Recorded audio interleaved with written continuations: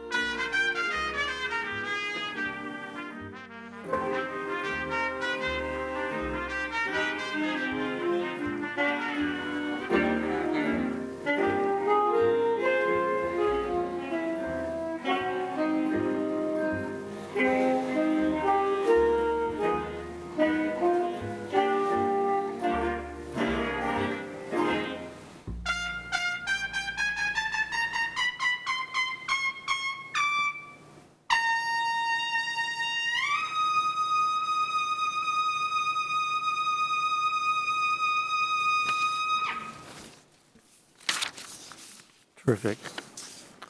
So what Dave shared with me is Mr. Jim Daly is a professional musician who has donated his time to the jazz band and to our students. And Dave is in the process. Encore. You can turn that off, Alex.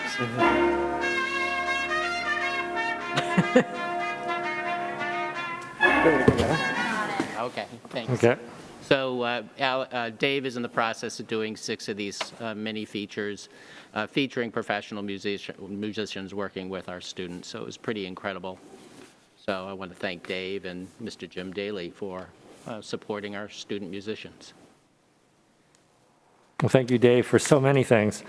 So the first order of business is a public hearing on the spending the supplemental public school funds that have been granted to the district.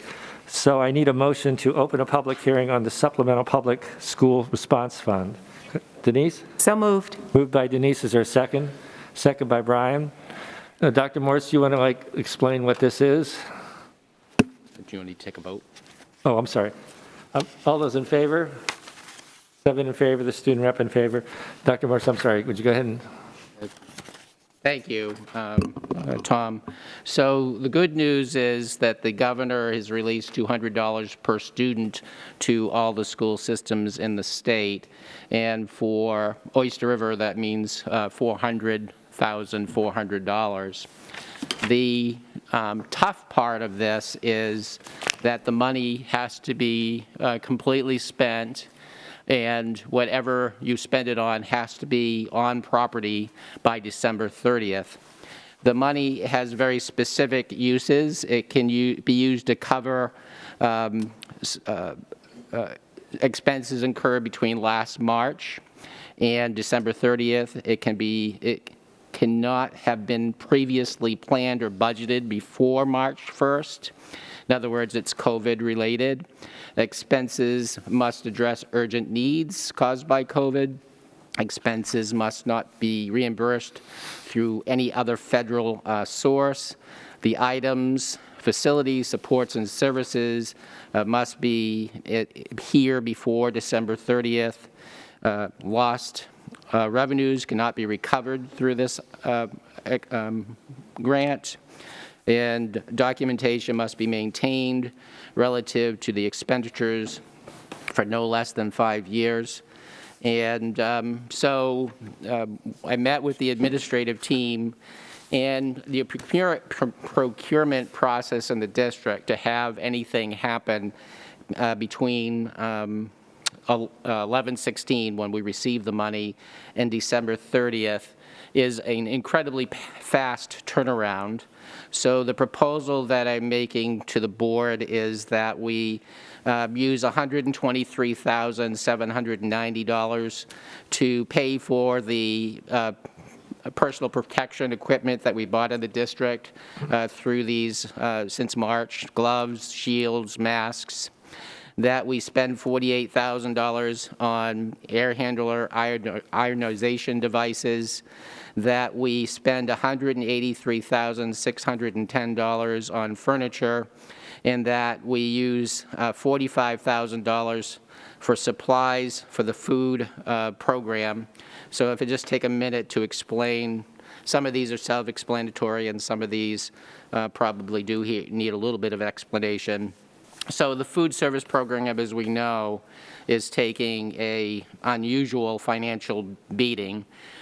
Historically, Doris Demers has run an incredible operation, providing quality food at an incredibly reasonable price, and for the last several years has made a very small profit as opposed to being subsidized by the taxpayer, which the program was when Doris and I and Sue started working together over 8 years ago. So there's unique expenses related to COVID. Paper products come to mind. You know, for her to produce lunches today, she has to hand wrap every single one of them, or her workforce has to hand wrap every single one of them. And that paper product expense is not something we would normally incur. I think air handlers and ionization devices are self-explanatory. I think the PPE materials are self-explanatory. I just want to take a minute to explain the furniture purchase. So in our elementary schools, we generally seat kids at tables. Sometimes they're 4-foot tables, sometimes they're kidney-shaped tables, but tables tend to dominate how our instructional practices have gone prior to COVID. And if you think about it, they also limit the number of students that we can have in a classroom. So a 4-foot table, for example, can only have one student sitting at it. And so what I proposed tonight is that we purchase elementary furniture that's modular in nature so that it can be used as a single student desk.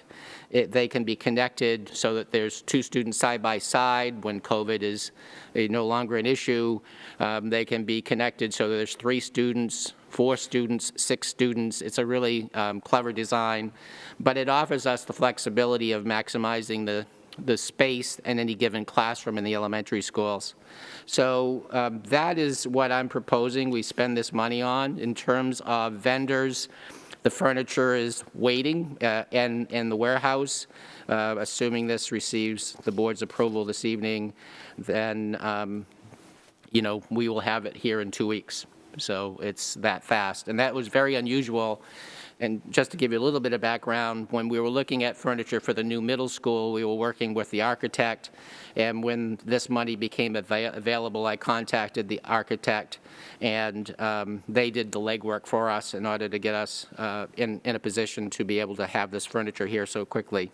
So that's what I'm proposing, and this is a public hearing. I'm more than willing to answer any of the board's questions, and for that matter, if anybody in the audience has any questions, you're welcome to come to the podium. So thank you, and I'd be willing to answer questions. Any questions?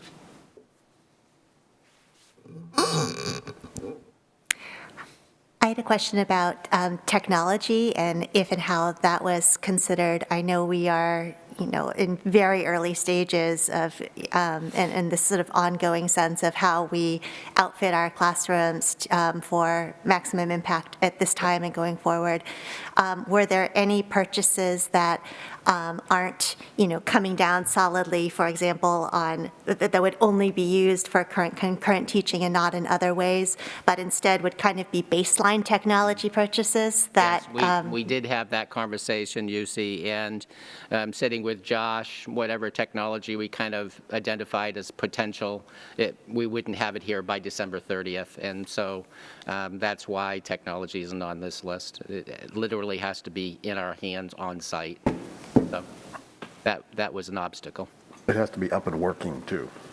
So whatever you get has to be installed installed and working by the 30th of December. And that includes any academic programs or anything like that. That's why you'd think it'd be easy in 6 weeks to spend $400,000, but be honestly, it's not. So it's a challenge. Any other comments from the public? Okay, can we have a motion then to close the public hearing? Moved by Brian, second by Denise. All those in favor of closing the public hearing, raise your hand. 7 in favor, the student rep in favor. So this does not take a motion from us then to spend it, right? It does, and I just need to have the public hearing, and Okay. not seeing any board member taking an objection. I assume that the list that I provided is supported by the board, and I'll make all these purchase orders first thing in the morning. Okay. So we don't need a motion to accept the We grant? always do. Do we need to have a motion? I think you do. To accept this? Because it's, all right. Okay. Go ahead and make a motion. I've moved to accept the grant from the state for emergency funding. Moved by Michael, is there a second? I'll second. Oh. Well, second by Dan. Okay, that's Yeah. fine. Don't fight over it. So ready to vote? All those in favor, raise your hands. 7 in favor, the student rep in favor. Thank you. That motion is carried. The approval of the agenda, there is one addition, which would be that there would be a non-meeting. If you go down to the discussion items, there would be a non-meeting after the student request to remain in Oyster River. This non-meeting is to report on a meeting between the negotiating team and the Guild. So with that change, could I have a motion to approve the agenda? Brian? Motion approved? Moved by Brian, second by Denise. All in favor? 7 in favor, the student rep in favor. The agenda is approved. So now we have public comment. I believe there are 7 speakers. You can each have 3 minutes.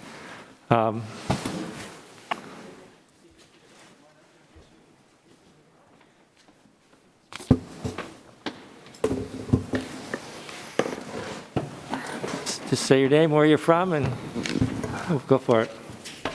Good evening, everyone. My name is Laura Vittorioso. I am from Barrington.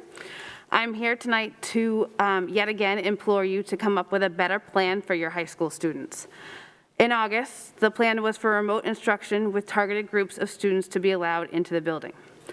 All freshmen were to be a part of that targeted group. The vast majority of these quote-unquote targeted freshmen have been to the Oyster River High School campus twice, for a total of 4 hours or 240 minutes. And in fact, they weren't even allowed into the building. To put that number into perspective, this school board has met in this room during that time a minimum of 8 times for at least 1,440 minutes. It is shameful to me that this board has been in this building 6 times the amount of time that my targeted freshman has been allowed to even be on campus. It is also shameful to me that when promised 3 hours of in-person instruction, these same targeted freshmen were again left behind and told that they are not allowed into the building due to a staffing issue with less than 24 hours notice. It is amazing to me as a teacher that you cannot staff 1/4 of your population. You need to come up with a better plan. I understand that there is a variety of opinions and comfort levels when it comes to students returning to the buildings. I also understand that with the recent rise in COVID-19 numbers, the return of students to the building does not seem appropriate. However, now is the time to come up with a better plan for the second semester. You have had 8 months to come up with an appropriate plan, and this plan has not worked. Not everyone wants their children to return to the buildings, and that is perfectly understandable. It is their choice. But you need to come up with a better plan for those families to choose what is appropriate for them. And this plan, in my opinion, should include more than an hour and a half of in-person social and emotional learning once a week in the middle of the day where parents need to work and can't transport their students. Your website states that the goal of this high school is to engage every learner, the goal of this district. I can tell you from experience that that currently is not happening. In a recent Oyster River High School newsletter, there was a section that included counseling news. This section focused on parents and their need to self-reflect and examine how they are parenting during this pandemic. I urge you that it is your turn as a board to self-reflect on how you are not meeting the needs of the entire community during this pandemic. There are other school districts in the surrounding areas that are implementing plans of choice for their families. I urge you to seek help and assistance from these districts. The theme this year at Oyster River High School is the year of the self-aware learner. Please practice what you preach and be more aware of your entire community of learners and what people and kids need. Thank you for your time. Thank you.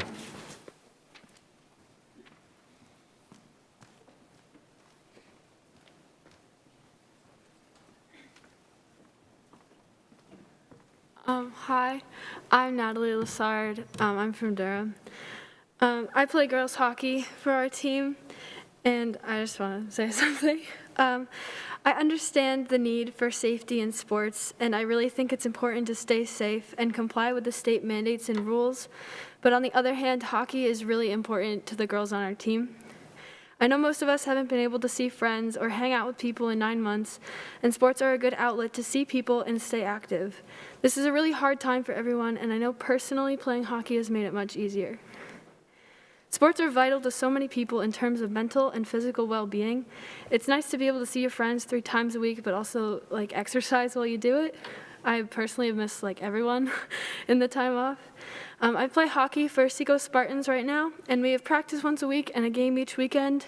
We wear masks at all times, even on the ice, and no one on the 3 teams that we practice with has gotten COVID. Everyone tested negative at the beginning of the season, and we've been safely following protocols as the season continues. As important as safety is right now, our mental and physical health is just as important, and I think sports have been a big impact on both of those. I think that there's a way to continue on with winter sports and stay safe at the same time, and I can confidently say that our team will comply with all the rules put in place. So, thank you. Thank you.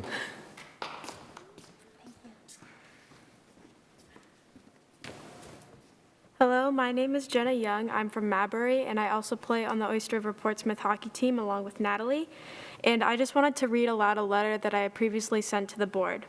Dear school board members, I'm writing to you today to ask for the allowance of winter sports, specifically hockey. I've been playing hockey since I was 8 years old, and it has always helped me through hard times. Being on a sports team is like having a second family, a family that you share experiences with and create memories with. During the fall sports season, I played on the varsity soccer team. We played together from July to the end of October, and throughout that time, we managed to create an even stronger bond with each other. We knew that every game and every practice we had could have very well been our last. Because of that, we stuck to the rules and the guidelines provided by the board to make sure that we could come and play again. We did that not only because we loved to play the game, but going out onto the field gave us time to forget about the hardships of the pandemic. As I'm sure a lot of you know, having an athlete as a child is not easy. We have a lot of pent-up energy and want nothing more than to go have fun with our teammates. Sitting at a desk staring at a computer screen all day just builds up more potential energy, and we have got nowhere to put it. As I mentioned before, I've played hockey since I was 8 years old. I have played hockey with most of the girls on the high school team and most of the boys as well, since I was 8 years old. I now consider them to be part of my family, and I ask you to please let us play. So please just let us play. Thank you. Thank you.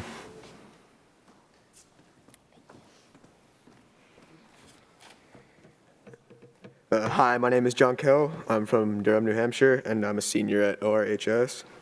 I'm one of the captains of the boys hockey team this year, and I'm here representing the 44 players in the program. To the members of the school board, please allow us the opportunity to play this season on our high school team.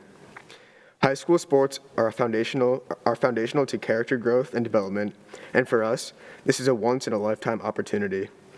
There is no ability to make this a season up or do it over again if we can't play. Please give us a chance to play the sport we love. For hockey, state guidelines have been put in place to ensure safety, such as wearing masks on the bench and in locker rooms, as well as on the ice. The winter gives us students little to do other than stay inside, and sports give us that escape to do something that is essential to our mental health. Fall sports were extremely successful and have shown that winter sports can be successfully pulled off as well. And for us seniors, this is our last chance to play the sport that we love, so give us that chance. Thank you. Thank you.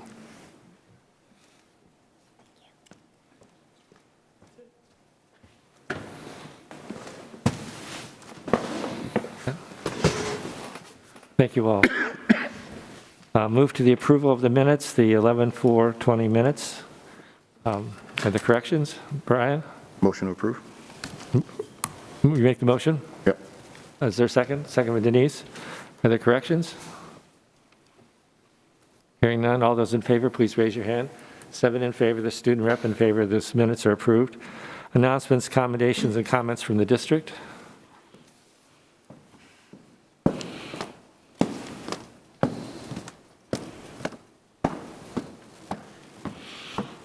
Good evening. I just wanted to give you an update about the high school.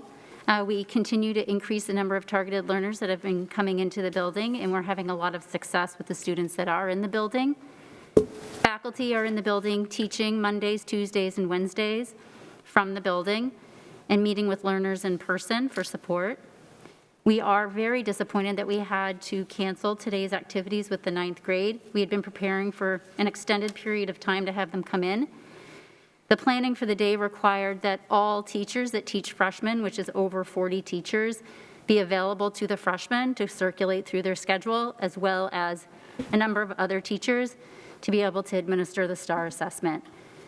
We monitored attendance for the faculty, and as the day progressed throughout on Tuesday, absences that occurred, we reassigned staffing. And unfortunately, yesterday, we came across a situation where we did not have enough adults to be able to cover the number of students coming in under the protocols and procedures that we have to have the program that we had designed. We will be ready to invite students in to the afternoon model on Mondays and Tuesday on November 30th. We are going through training this week and talking to students about how to sign up. We have to sign up well in advance so that we can ensure that all students have transportation. So that is why we are signing up this week for the 30th and the 1st of December. I know that there are rising cases in Durham and in surrounding towns, and I know that there are many people that are very nervous about that. I would suggest, if the school board is considering limiting the number of kids coming in, to allow us to have the 9th grade on the 30th and the 1st. Thank you. So if you'd stay there, Suzanne. So Suzanne and I had a conversation yesterday and today about the concept of bringing in 450 students in an afternoon, given the current COVID levels. And what we're recommending is that we restrict that number to just the freshman class on the 30th. And that would give us about 100 students each day, in addition to the children who are getting extra help through our MTSS program and special education. So I think that would be prudent. I also just want to let the board know that I have been paying very close attention to the COVID numbers, and I'm getting a lot of questions again about, when would you shut down school? I think that the numbers right now are extremely high in Durham. We're the third highest in the state, and if you did it on a per capita basis, we're the first in the state. Manchester this week made a decision to go completely remote because of the number of cases that they are dealing with. I did touch base with Tom yesterday and just let him know that, that this situation I'm paying very, very close attention to. I'm going to be particularly interested once the university takes its winter break to see what happens to the numbers in Durham in particular. I touched base with Misty and David yesterday, and so far the community spread of COVID isn't having an impact on the elementary schools, and we had a good taste of it having an impact on the high school today. So I think that Suzanne's revised plan is prudent for right now, but we're going to continue to watch the numbers as they develop in town. So, Questions for Suzanne? Suzanne, you said teachers are in Monday, Tuesday, and Wednesday? Mm-hmm. Why are they not in on Thursdays and Fridays? We wanted to gradually increase the number of people in the building over a period of time, and so that is something that we can look at as increasing on Thursdays and Fridays as well. So they will be coming in. Eventually, we will have to, everyone will have to be in every day as more and more students come in. Okay. So if the freshmen are just going to be coming in on the 30th and the 1st, will you be expecting it just to be freshmen for the next couple of weeks following that, or will it be kind of on a week-to-week basis? It would be on a, well, I'd like to have increasing numbers of kids come in. I think that the nervousness comes around the numbers of COVID cases that are in the area and the rate of increase. So at that point, the students in town would have been home. We may see a shift and a change in the numbers, I'm not sure. But again, my goal is always to have as many students in the building as we can have in the building, having contact with teachers. Question on protocol. If I were to request a report from the high school, would that be done in this conversation or as part of board comments? Board comments. Thank you. Thank you. Thank you, Suzanne. Other comments from the district? Comments from the board? Denise? Everyone. So I am going to use a line I've used at my work, which is, the next time we're in a pandemic, we'll do better. You know, I just want to remind folks that we're in completely uncharted territory. And while, you know, I look at my role in school board and I feel like, you know, criticism, like I signed up for it. But I feel like our administrators, our teachers, you know, everyone, our paras, everyone is working extremely hard, and they have the best interests of the kids always. I know they do. And I just would ask the community to just kind of keep that in mind, you know, because I just feel like some of the tone is just been really harsh. And I know that everyone is very stressed and frustrated. We all are, but that's just all I wanted to say, is just try and keep that in mind. Thank you. Thank you, Denise. I have a paragraph of a letter from Aiden Kelly. Aiden is one of the co-captains of the soccer team, which won the state championship a couple weeks ago, and congratulations to them. But this was written in September, before he even knew, or his teammates even knew, there would be a season. So I'm going to read you a paragraph of his letter, okay? One question that may be lingering in your minds is why Oyster River Sports should stay open if other schools in the area are closing. That can be answered quite simply. Other schools are not Oyster River. There is a reason Oyster River has won the Sportsmanship Award 2 years in a row. Yes, it represents how we treat other teams we play, but I'm also under the belief that how we play for and with each other has a lot to do with it as well. Therein lies the difference with Oyster River athletics. Playing against other teams, I have seen common trends of hazing underclassmen and arguing amongst teammates and with coaches, to name a few examples. At Oyster River, things are different. Players create lasting friendships with athletes from all grade levels, and mentors emerge from the upper classes to help guide less experienced players. Coaches connect extremely well with their teams and create tight bonds with players. The most prominent trait of Oyster River players is their willingness to play for their team and not for minutes or spotlight. In my experience, Oyster River athletes are always willing to put in more effort when they see their peers struggling. Rather than criticizing them, players pick up the slack and work for that player. An example is working back in soccer to help an out-of-position teammate. One of the things I learned with basketball at the high school level was to always be the first person there to help a teammate up when they're down. Thank you, Aiden Kelly. Other comments?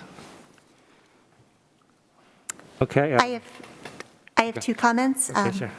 First, I wanted to clarify some comments that I made at the last meeting. When we were discussing middle school models for Q3, I brought up the concurrent teaching model and spoke strongly about its advantages.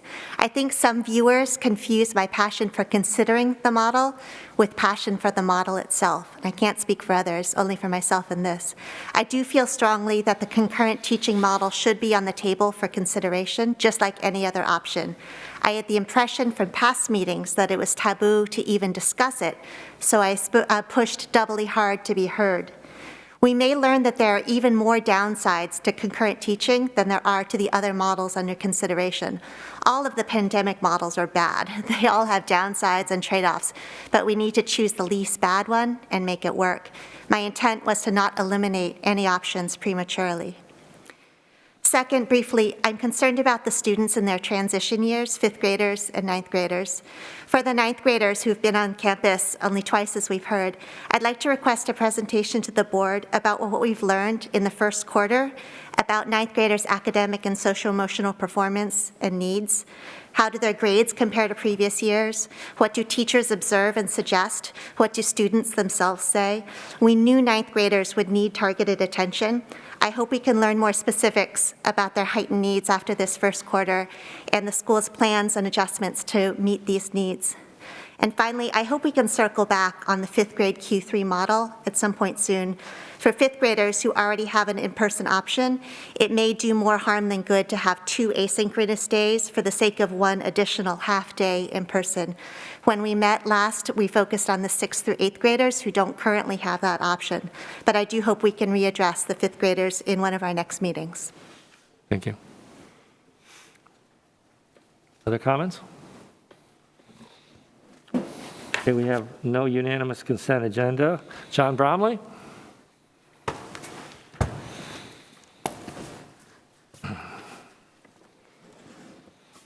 I'm not John Bromley, but just real quick, I just wanted to say a couple quick words about sabbaticals. Obviously, John is here. He's this year's sabbatical recipient. He's going to share with you the work he's working on this year.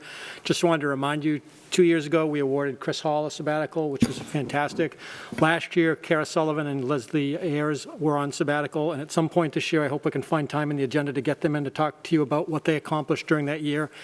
And the application process for next year has gone out to staff, and they're already beginning to think about it. So it's kind of a continuing process. I would plant the seed with Tom that we do need a member for the sabbatical committee. So it's at some point in the next month or two, if you could appoint a board member to be on that committee, that would be fantastic. So anyway, sabbaticals have been a great thing in this district. We have, in the last 3 years, we've had some incredible professional development experience, and John's going to be the next in a line of really successful sabbaticals. So, John? Well, thanks for having me, and let me take a few minutes of your time. I've tried to tailor this down to be 10 to 12 minutes. We'll see how I do. Let me get this set up. So obviously you've got a lot on your plate, a lot on your agenda, but I do really appreciate the opportunity to talk to you about the sabbatical project that I'm working on this year. And as you all approved last year, I was granted a half-year sabbatical for this particular school year, and the sabbatical work that I'm pursuing is focused on developing a model for what I'm calling a capstone program at the high school specifically. And I want to emphasize here that this is there's lots of conversations about models, and this is another model conversation. And what I'm hoping to get at by the time I'm done with this project at the end of the year is a model to present, not the actual implementation of a capstone, not a decision being handed down, but rather a model that could be wrestled with and tweaked and improved in the years to come. But I do stand behind, so I hope I don't come through too passionately, maybe it's the wrong thing, but I do believe in what this capstone program could mean for the high school. So I do hope that there's a future for it in the days and years to come. So goals for the presentation here, I'm going to spend some time talking about the why, provide a philosophical framework, a justification for the sabbatical project, which is focused on the development of this capstone program concept. I do hope to offer some time for questions, and the why part of the presentation is going to certainly be the most significant portion of the comments here. If time allows, I do hope to talk a little bit about plans and developments. And then if nothing else, talk about some next steps that will hopefully include future presentations here to be able to talk about the developments of the model as the year goes on. So as I thought about how to unpack the justification for why a capstone program, it begins with sort of an experience, a 16-year experience in education, and I think the place to begin is some language that I put in my proposal to the sabbatical committee last spring. So the way this slide is going to work is it is a long string of text, but it provides me with an initial framework for how to present my background. Okay, so it begins with this, that in the field of education, there is growing recognition that our teaching practices and assumptions need to evolve in order to keep pace with the changing demands of modern society and the needs of our students. And so many in the field of education point to the fact that our current educational system is largely the same as it was in the early 1900s, despite the rapid changes in technology and information sharing that now influence the function of all major institutions. And so two examples of the thinkers in the field, Tony Wagner and Ted Dintersmith wrote a book a few years ago called Most Likely to Succeed, and they spent a lot of time in this book talking about sort of the traditional model of education. And they actually use they talk about the industrial model of education that is well over 100 years old, that really does define much of our current educational system in the United States. Another article I could point you to is by Stephen Walk here, Educating Students for an Outdated World. And in this article, he reflects on his son's high school experience, and as he looks at his son's curriculum, the teaching practices, he argues that much of what his son is experiencing in a high school that, as I read the article, very similar to Oyster River, where really what is different from his parents' education 50, 60 years ago. So really questioning sort of the framework for this industrial educational model that does define much of education in the United States. So those are two places that you could look at if you're interested in sort of seeing their take on the model. And so these same thinkers, though, they also point to the fact that students' social and emotional needs are increasingly complex and that they are in need of a different type of engagement that inspires passion, meaning, and purpose. A few years ago in the diversity training that we did within the district, Andrew Smith talked about, I don't know if it was a passing comment or if it was really an important part of his conversation, but he talked about generations ago, there was a major emphasis on work ethic, that what defines, what drives people is the inherent their work ethic, and that more recently, the millennial generation and so forth, really focusing on more of a worth ethic.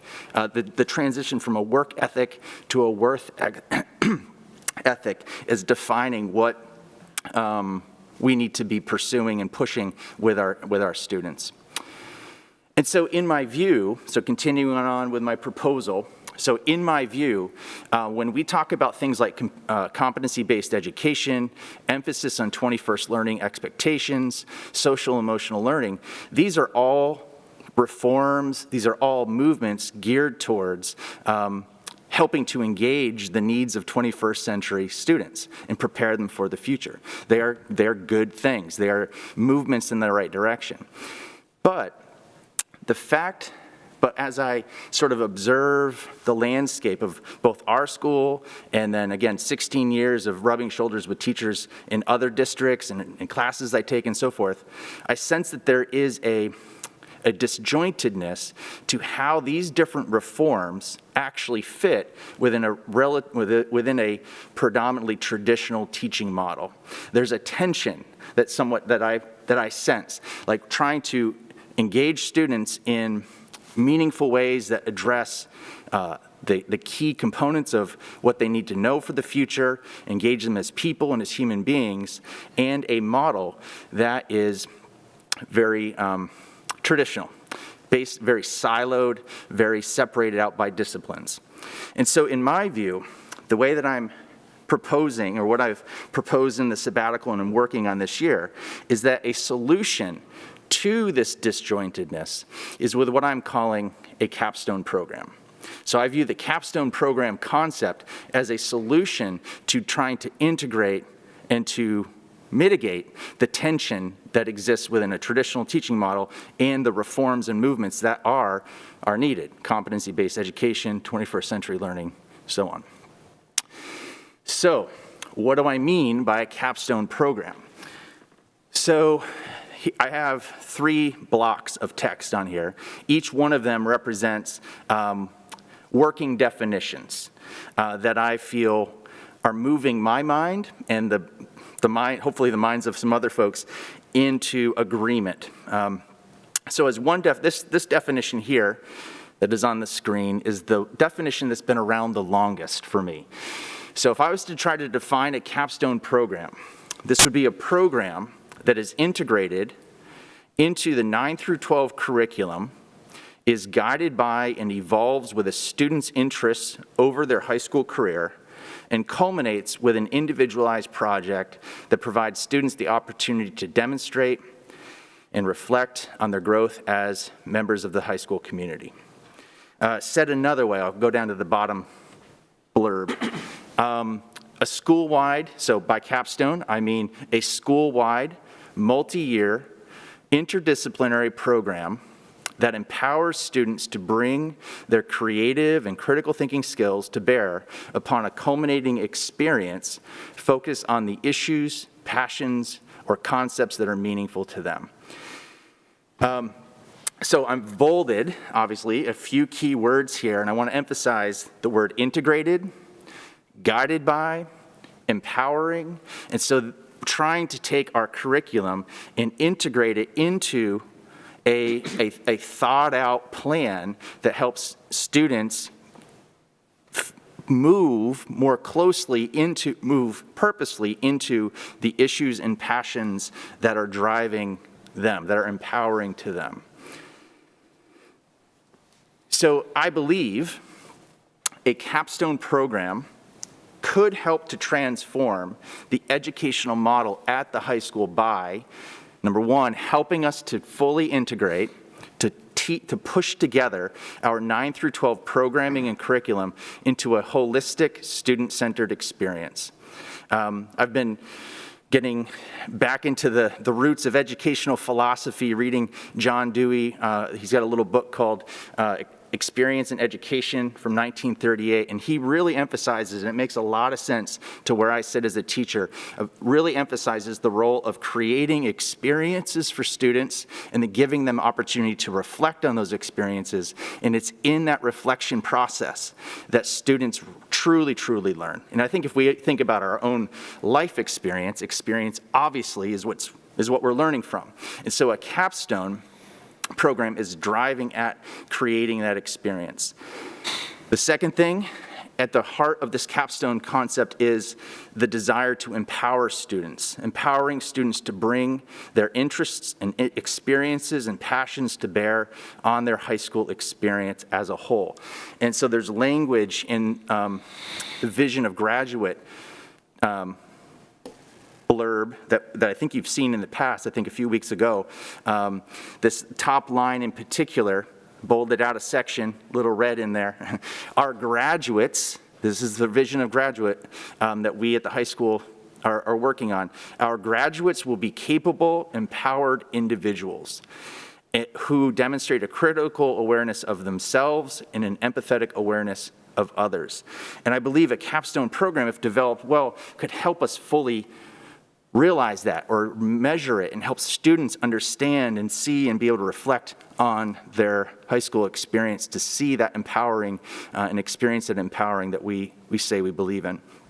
And then finally, I do believe that a capstone program, the model, could provide an important starting point, a hub if you will, around which other programming decisions could be made. So it's like a school-wide backwards design concept. If we have a good model in place, we then can work backwards to refine the programming that we do offer, to maybe add something in that we don't have, or maybe modify something that we were doing and to make it better. And so the model allows for, hopefully, a reworking or a reimagining of what we do to make it more student-driven, centered, and empowering. So that's the why. And that's my first sort of rundown of that presentation with obviously you all. And I'm wondering if at this point in time, if you have any thoughts or questions. I definitely feel like this would be the spot for that.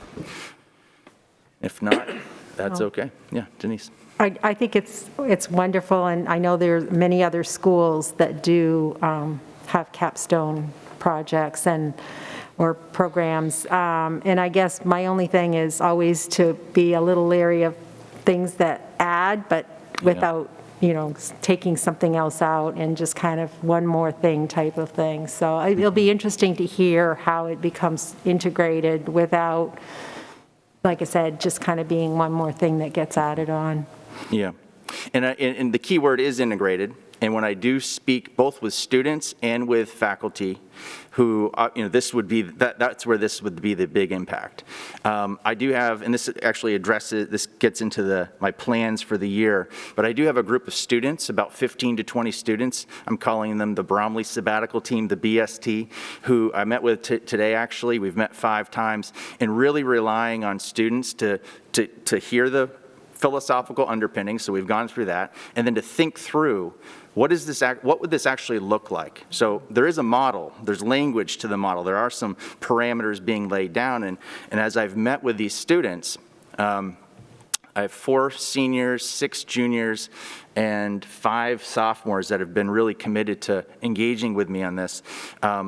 Thinking through the pitfalls, the issues that are developed, and your question, your concern is the question that is always brought up. How do you do this without making it an additional thing that has to be done? And faculty say the same. That's the same concern. So I share that idea. I think I have a bunch of questions that follow more along the lines of the how than the why. So maybe I'll save those for the next time. For the next one, I agree. Right. There was definitely like, man, I want to do the how. I want to give you the word. I have it. It's all right here. But it would I need to start with the why. So. Well, and part of where my perspective comes from is that Capstone has been an integral part of most accredited engineering, bachelor's engineering curricula for quite a while. So in my professional life, I see it from different angles. But the question I do want to ask is, what does student-centered experience mean? What does it look like, and how does it differ from the experience of students today? Yeah, so, John Dewey would really, back when he was doing his work in the 30s, really talking, it was sort of this progressive education, where I think out of his work comes this, I think, a true notion of student-centered learning, where the belief is, I think it's called, it'll come to me in a second, like a constructivist mentality where it's inside, and a true student-centered, it's inside you, it's inside me, inside of our students, and our job as teachers is to draw out the potential, rather than me as the expert with some download of information that we are trying to get our students to then repackage and reformulate. Now, I think there's a place for that. I have an experience that I can share with my students, but my goal as a teacher, and I think as a school district, is to try to draw out from students their particular interests and their passions.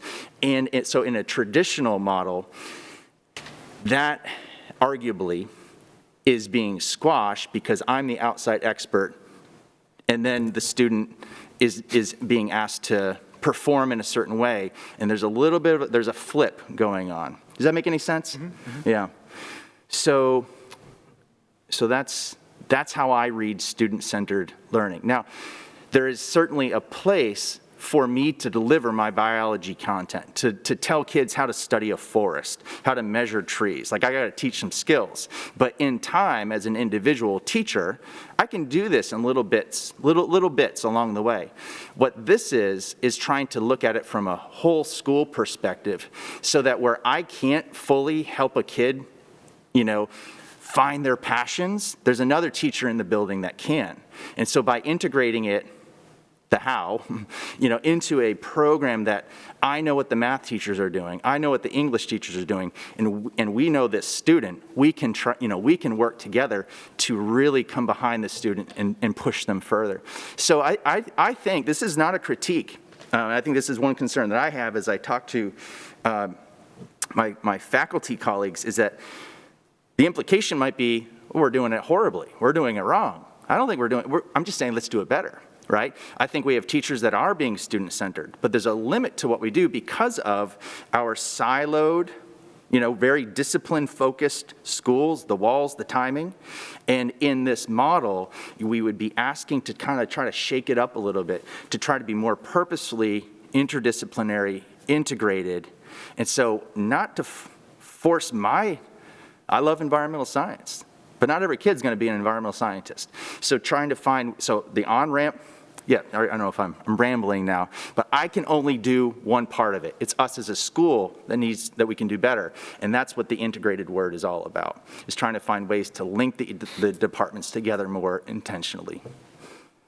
At this point, are you thinking about community participation as well? So professionals, businesses, and other organizations that could be second shift of educators or otherwise bring their Yeah, and I talents think, and that's where if we get into and I think this is for a future meeting, I'm laying the groundwork for a future presentation. And so when you get into the particulars of the model and the mechanisms that we put in place, the rubrics and the expectations we put in place, that would be one of the things I would hope for, is getting the adults, getting kids to realize that education doesn't need to just stay in these walls. And so finding those community partners, I think that would probably be like a senior year expectation. Another word that I want to emphasize is that I'm trying to think about a program, not a senior project, not a capstone project, not a one-off, but something that is happening and being built and refined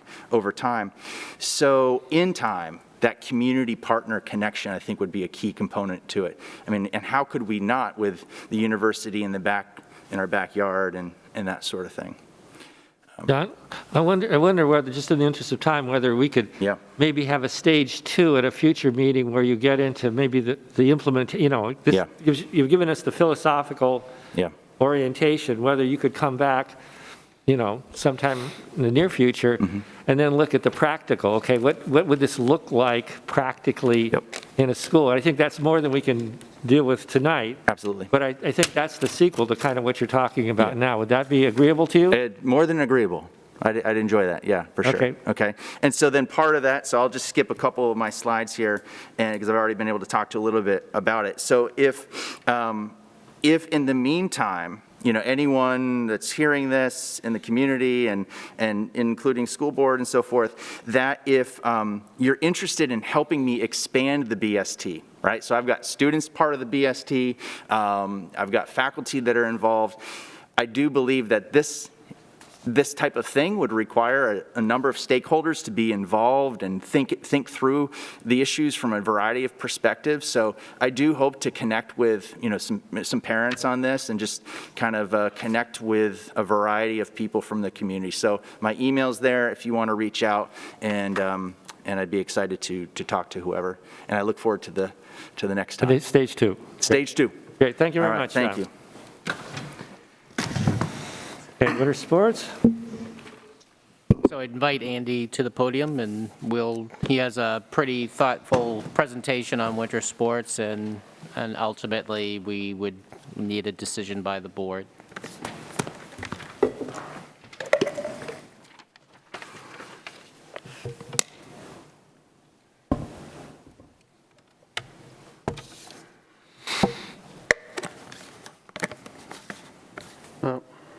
I might need Alexander's assistance up here. think this happens every time I come up. I can't figure out how to get my PowerPoint up.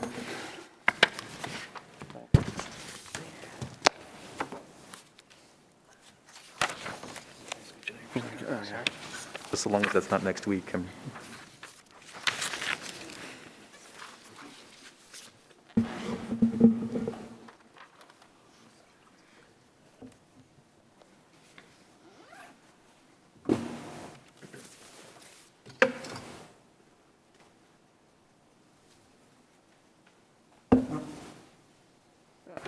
Thanks. Leave it to the athletic guy to botch the technology here.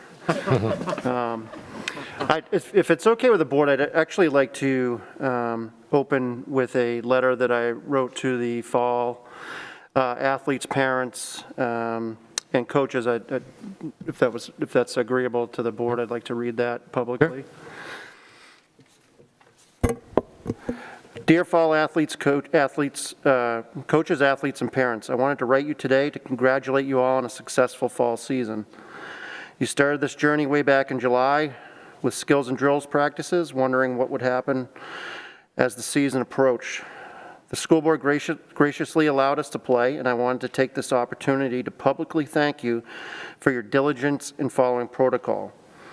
Your ability to adhere to the guidelines that were put in front of you created a safe environment for you all to participate in the sport you love. You made sacrifices to play, and it was not easy, but your seasons went off without any interruption, which is a feat that not all school districts can claim. I am so proud of our coaches, athletes, and our parents for accepting the rules and abiding by them so our season could take place. Aside from the protocols and guidelines, this was perhaps one of the most successful seasons in recent memory. Our boys soccer team won the Division II state championship and got to do so on their home field. The unified soccer and golf teams finished their seasons as runners-up in their respective divisions. The field hockey team had an impressive playoff run, making it all the way to the semifinals. Girls soccer only gave up 10 goals all season and were not scored upon in their first 6 games. Our volleyball, cross-country, and cooperative football teams also had great success, each participating in the playoffs. Our sub-varsity teams also got to play and had fantastic seasons as well. While we enjoyed all of these achievements on the fields, trails, courses, and courts, I would argue that our greatest success shined through with our ability to work together as a community to ensure the safety of everyone involved. None of these accomplishments would have been possible without the teamwork and cooperation you all showed. Thank you for being such a great athletic community and one that I'm proud to be a part of. So on to winter sports, another PowerPoint. I know you haven't seen a lot of those in the last few meetings, but and I will try to make this one quicker than the fall presentation. So before I start, I'd just like to thank Kim Wolf and her staff, and I'd like to thank Mike Feld, our athletic trainer, sitting in the audience tonight, for their input and and advice to me from the medical standpoint of things when trying to put this stuff together. I am by no means a COVID expert. I don't think any of us are, but their input has been invaluable to me. So some of the things that we learned this fall. Our parents and coaches, as you just heard in my letter, our parents, coaches, and athletes were all very compliant. They're excellent to work with. We did require some additional staff to help manage games. Huge shout out to Rob Quagliari and Nicole Casimiro for checking temperatures. I can't even fathom how many times they took somebody's temperature and asked them the same 6 questions.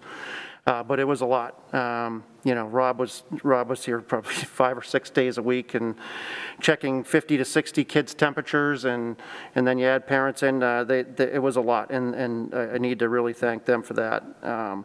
But there was some additional staffing that was required for us to have to be as successful as we were. I think our volleyball program and team, I think that was a really successful model for indoor sports. The NHIAA was extremely supportive and flexible with the restrictions of each individual school district. They really made it so that schools could come up with their own protocols, and they really weren't hamstringed, by having specific protocols. While it's not the preference of the athlete, masks are doable. They are feasible during play. We did wear them several times. I know in soccer, field hockey, volleyball, we wore them when we played against teams that required them. I don't think the kids loved it, but they got through it and they didn't complain. Cleaning and disinfecting facilities and equipment was done extremely well by our coaches and facility staff. That was just a great effort by everybody involved there. So those are some of the things that this fall that I think were the takeaways, at least by me. Things to consider as we look forward to making a decision on winter. Masks during play, do we put them on? Is that something that we mandate? Division 1 and 3 are already requiring them for all athletes during play at all times. And I would expect others to follow suit. I have a Division 2 meeting on Friday, and I know that we are scheduled to vote on that as well. The NHIA is discussing mandating it. They have not done that yet.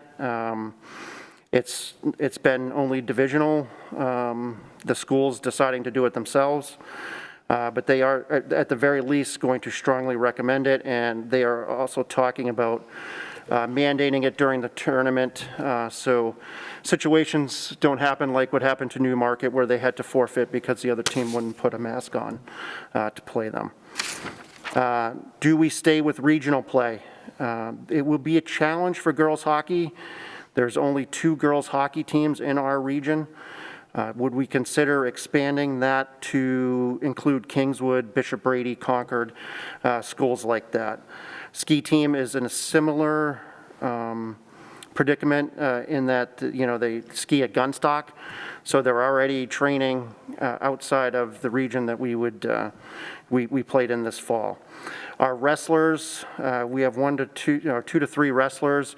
Exeter is not an option. They cannot accommodate our wrestlers. I think it will be very difficult for us to find a school for them to train with, and that will ultimately determine if we'll be able to offer it at wrestling at all. The bus use, do we stick with, parental transportation? I think, I think it went well this fall, and I think, staying regionally was a help to the parent, not having to take their kid all the way to Hanover, for a 4:30 game was certainly helpful there. And then the outside club restrictions, do we continue that in the wintertime? There's, several area schools are adopting that this winter. Ice hockey has, for clubs, has gone to just interstate now, all of New England. The governors all decided to restrict ice hockey to only their state, so there's no traveling over borders. So that's something to consider there as well.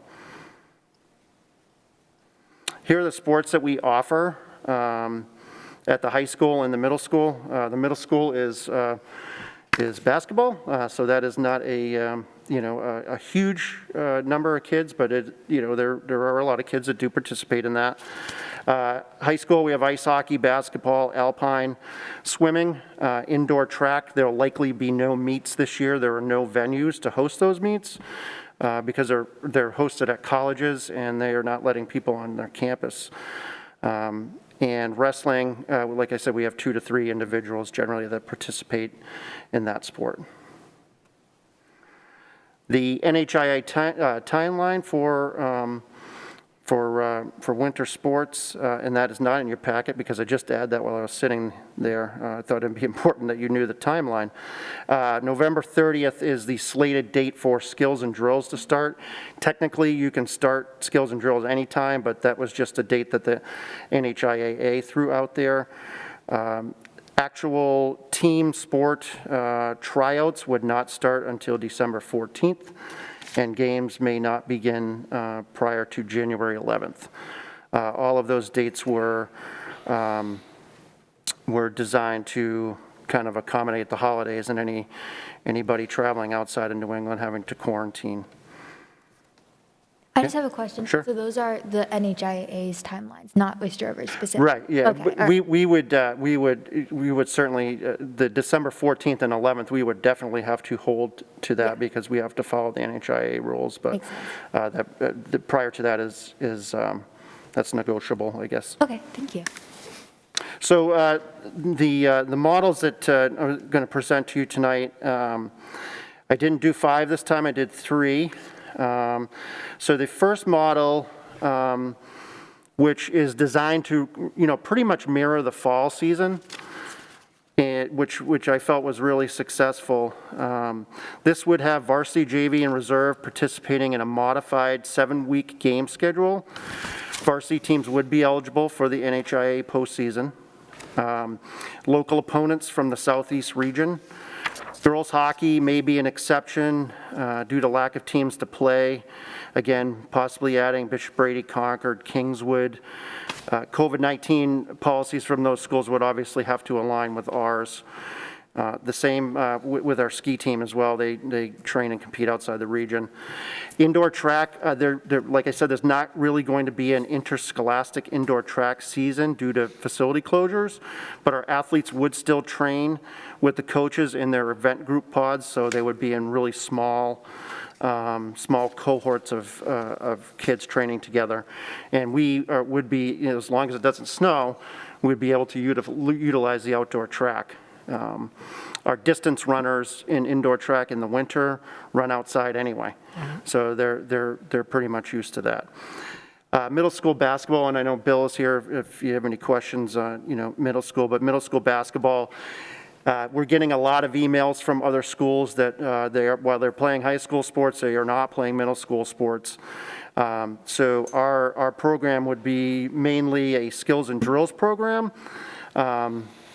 But, if there are local teams to scrimmage, we would entertain scrimmaging them. If competition is possible, we would offer unified sports. Parents would transport athletes to away games to eliminate busing and decrease chances of exposure. Practices every day. This one in red is a big one. Masks would be worn at all times, including during play for all sports. Swimming would remove them prior to diving in the pool. As you can imagine, a mask in the pool is not probably going to be very effective. So we will give them a pass on that one, I think. Daily screening and temperature checks will remain in place and obviously follow all the ORCSD 2021 winter athletic protocols. Option 2 would be no interscholastic competition. Varsity, JV, reserve, unified, and middle school would participate in skill-based program 2 to 3 times per week. No interscholastic competition for the high school or middle school. Teams would not be eligible for postseason, and we would have our coaches run the programs in the winter. And then finally, option 3 would be no physical activities. We would not sponsor any athletic-based programs. Teams would not be permitted to practice, and no interscholastic competition. NHIA season would be canceled. So, just as I created this document, there was a few things that at the end I thought that it would be really important questions for the board to answer. Obviously, which winter sports model would be best for ORCSD? What do we do with the current outside club restriction that we have in place? Is that something that we keep moving forward or that we take away? And the other thing would be our fitness room, if that is something that we will open with restrictions, or is that to remain closed? So with that, I will turn it back to you for any questions or discussion comments. Megan and Brian? I don't have a question. I just have, I guess, a comment to go off of this. So I conducted a survey for the students in anticipation of this meeting because I know a lot of students were very interested in the decision that was going to be made tonight. I got 18 respondents, and all of them strongly expressed that winter sports is pretty crucial to them at this time, considering how successful fall sports were. I think a lot of students believe it's possible, but also as we go into the winter and possibly a bit more, another difficult period of the pandemic, students are definitely feeling unmotivated, depressed even, you know, they're kind of stuck up in their rooms all day. And for a lot of students who I spoke to, fall sports were one of the very few things that really kept them going during these past couple of months. And I think we saw a lot more student engagement in fall sports just because it was the only option students had. They didn't really have a platform to come to school anymore.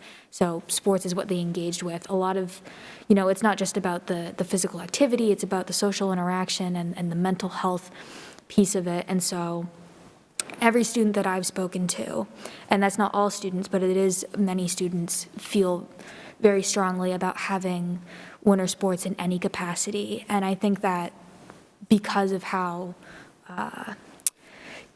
well that we did during the fall with complying with mandates and protocol and whatever, like students are willing to do what needs to be done to keep themselves and others safe. That is not even, like that's not the question. It's just, you know, will we allow them to do it? And as the student rep, it is my responsibility to represent the students. So that's what the students think. Thank you. Brian? First, we've actually got a couple questions. First, Andy, I think you did a great job in the fall with getting the programs going and giving us a taste of kind of what it was like, because it was all new to all of us. And I think you guys did a great job with that. I mean, it was great. We get to experience the championship with the soccer team and a little success from all the other teams. But a couple questions I have, it's actually two questions, really, what it comes down to. Because I'm definitely a sports fan. I know you can't tell by looking at me, but I used to be a jock back in my day. So I'm a big supporter of sports, but it's the ancillary things, like it's all indoor. Do we have the capabilities to clean in between? Because we're going to be using the inside facilities a lot. And the other part is, how do we handle a team that doesn't, that comes to us and doesn't want to follow our COVID requirements? So we would not Kind of play those reverse of teams. what Newmark, what happened with Newmark. We wouldn't play them. So what would happen in the fall is that we, you know, we agreed on the, you know, what the protocols were going to be before the game. And at least with Oyster River, we went with the stricter of the protocols. So we didn't require masks in the fall during play, but when we played Portsmouth and we played Newmarket and we played some of those schools that did, we put them on. Okay. So that would be a choice. So if we were to require masks and a team was going to play us, it would be, you need to put masks on or we can't play. So I would say with the mask piece, there is going to be many more schools wearing masks than will not be. I know at least in this area, having met with, you know, athletic directors from this region, we actually met with each other, with our athletic trainers. We did have some input from some of the UNH docs, and we all, you know, came to an agreement on what protocol would look like. Obviously, they have to go to their individual boards, and you know, so some things may change slightly, but yeah, we would not play schools that, and it was a case this fall where we had to back out of playing a school because they were not restricting the amount of fans that were coming into a game, so we backed out of that game.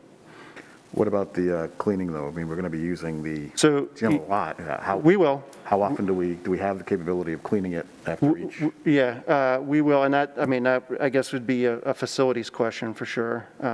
But we did it this fall with volleyball. I mean, now that's only 2 teams, but they were, you know, we were successful and able to do that.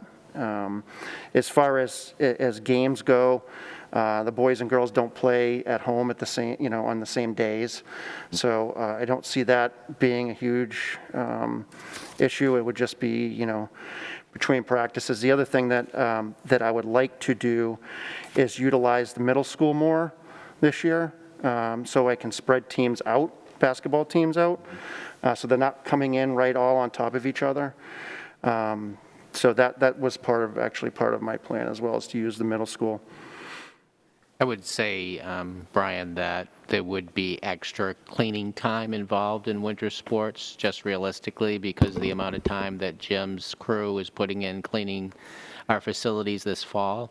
And so I would expect that the locker rooms and the basketball court and the areas that are being used in the building will get extra attention, So, just yeah, because and that's what Jim Rizicki does with all of our facilities. We will not be using locker rooms. Those will be closed. Kids will have to come dressed to play. So, so it'll just be the gym itself and the restrooms. So thank you, like Brian said. I think your letter was spot on. I'm glad you led off with it. You know, your team, your coaches, the students did an amazing job over the fall to make it successful. And thank you, Tom, for reading Aiden Kelly's letter, because I think he really uniquely pointed out something that is a huge advantage for us, which is that culture among the Oyster River students that made us successful. So thanks to Aiden for articulating that so well. That was a beautifully written letter, too. A couple of things. I guess one of the high-level things that I'm wondering is, and Dr. Morse, you alluded to it in terms of education in school, something that's going on in Manchester currently. What is the circuit breaker that sort of either pauses or cancels our season? My hope is that we have another successful season. And the more I read, the more it occurs to me that there doesn't seem to be any one clear data point or indicating factor. It's going to have to be some sort of combination of different factors. But how would we be assessing, not wanting the worst case scenario, which would be COVID among our students, among our coaches, et cetera, to be that circuit breaker? What are we looking at? What are we monitoring to determine, you know, whether we should continue forward? And maybe that's a better question for Dr. Morse. I think that's a really good question, Dan, and we experienced that with opponents this fall. So the example I would use was that one of our opposing teams ended up having several kids on their team end up with a positive case. And it goes back to the question that the board asked me and Suzanne in the fall, which is how well did the superintendents communicate? How well are the building principals communicating? And as I said in the fall, and I would say today, we are in constant contact, more so during the pandemic than we've ever been before. And so I'll go back to what I said at the last meeting. If we can't cohort trace, if we can't specifically say this child had contact with this child, then the team would have to go into suspension for the quarantine period. If we can cohort trace and say this child had contact with this child but didn't have contact with the rest of the team would be able to go on. So the difference between sports and saying having 450 people in this building is that we know the roster, we know who they're having contact with, and as Megan alluded to earlier, and Andy has, the student athletes and their families are incredibly protective of these programs because they know how vulnerable they are. So the direct answer to your question is if we cannot follow the active case, then we have to suspend the program. If we can follow the active case and define who was in contact, then we can suspend the student athlete and the person they were in contact with. So every case is unique, just like it is in the schoolhouses, just like it was today with the communication I sent out related to the middle school. So Andy and myself and Todd and Kim Wolf are in constant contact related to issues surrounding COVID, and in this case, any issues surrounding COVID in our sports teams.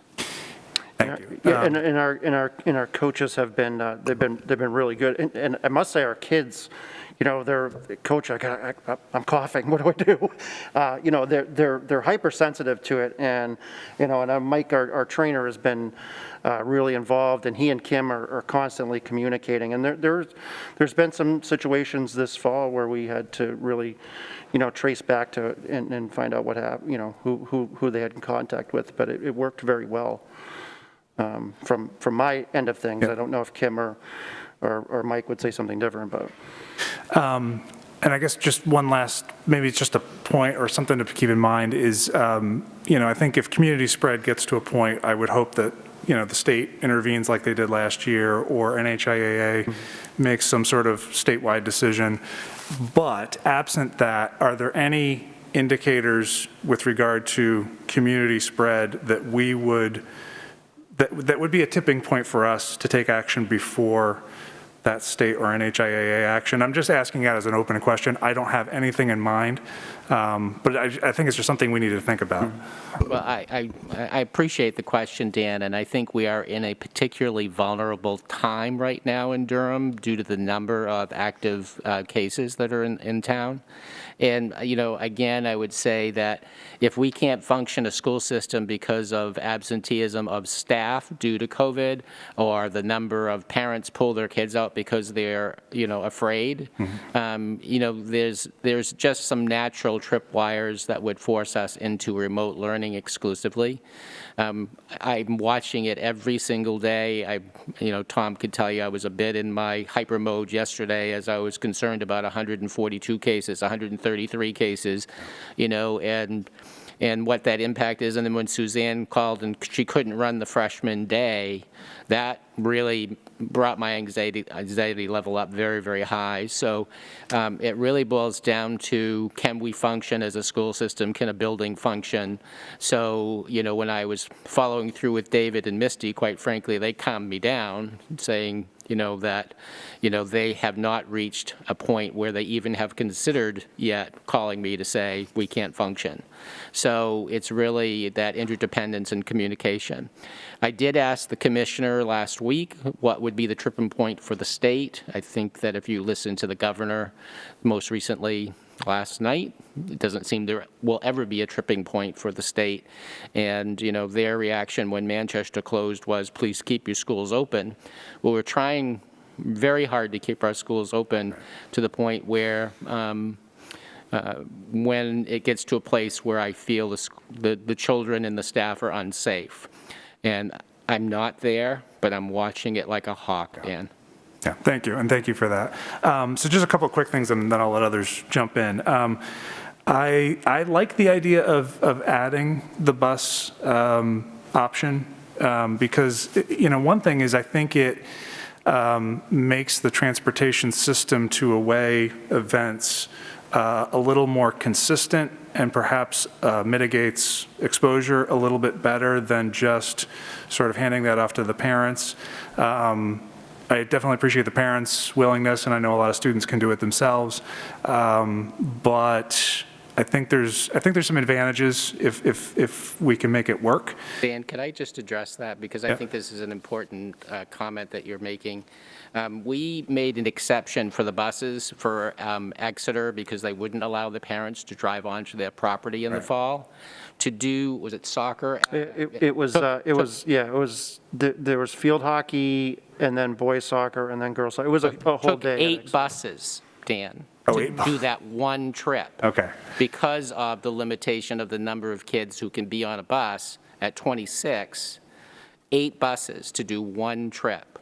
Okay. So I want to throw that out there to, kind of have that be in your processing. Is it realistic that we can even do it if it takes that number of buses to do an away trip? Okay. And so I just want that to be in your thoughts as you're thinking through that. And just in the interest of saving time, those who have heard me speak before is one of the things I struggled with in the fall was the outside club restriction. I think there's reasons why I don't think it works for us. I don't necessarily want to spend time going through those unless we have strong consensus from either the board or you're recommending it. No,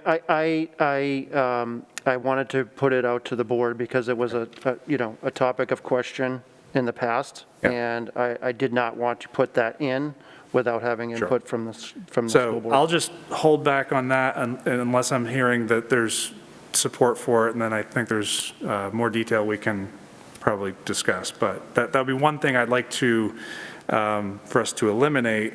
But again, I think this seems workable, and I'm definitely in support of moving forward with something similar to what we did in the fall. Okay, great. Denise? I know one question that's come up is, well, how can you consider sports when you're not allowing kids in school? And one, it's the numbers, sheer numbers. We're not talking 400 kids in, one game or something. And the other thing is we can shut down the sports very quickly if we have to. I mean, we could we could say tomorrow, that's it, we're done, and not have to worry about making all sorts of other accommodations. It's just very different because sports aren't required. So, I know for some folks, they were like, how could you consider this? And that's my answer is the fact that it's entirely voluntary. And if we need to, we can shut it down extremely quickly. And the third thing being is that I really feel that the students did prove themselves this fall. And so obviously I would expect that everything would be watched super carefully. I know it would be. And if there were any concerns that, it would be addressed immediately before it got to anything that was a larger, super spreader or even a cluster or what have you. So I am definitely in support. I say whatever, I know there's some that's a little bit tricky. As far as going outside the area, I feel like skiing, I have no concerns whatsoever with skiing, I mean, they're outside, they're individual, and the other one that you said would be, I think the girls hockey. Yep.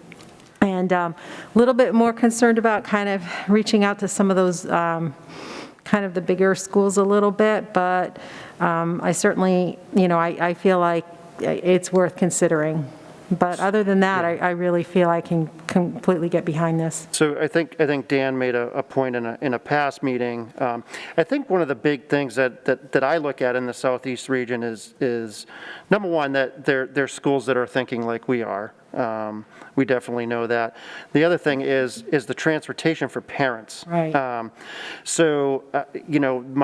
My thought was with branching out a little bit for some of the sports that don't have the teams in this area to play would be to make sure that their COVID policies line up with ours.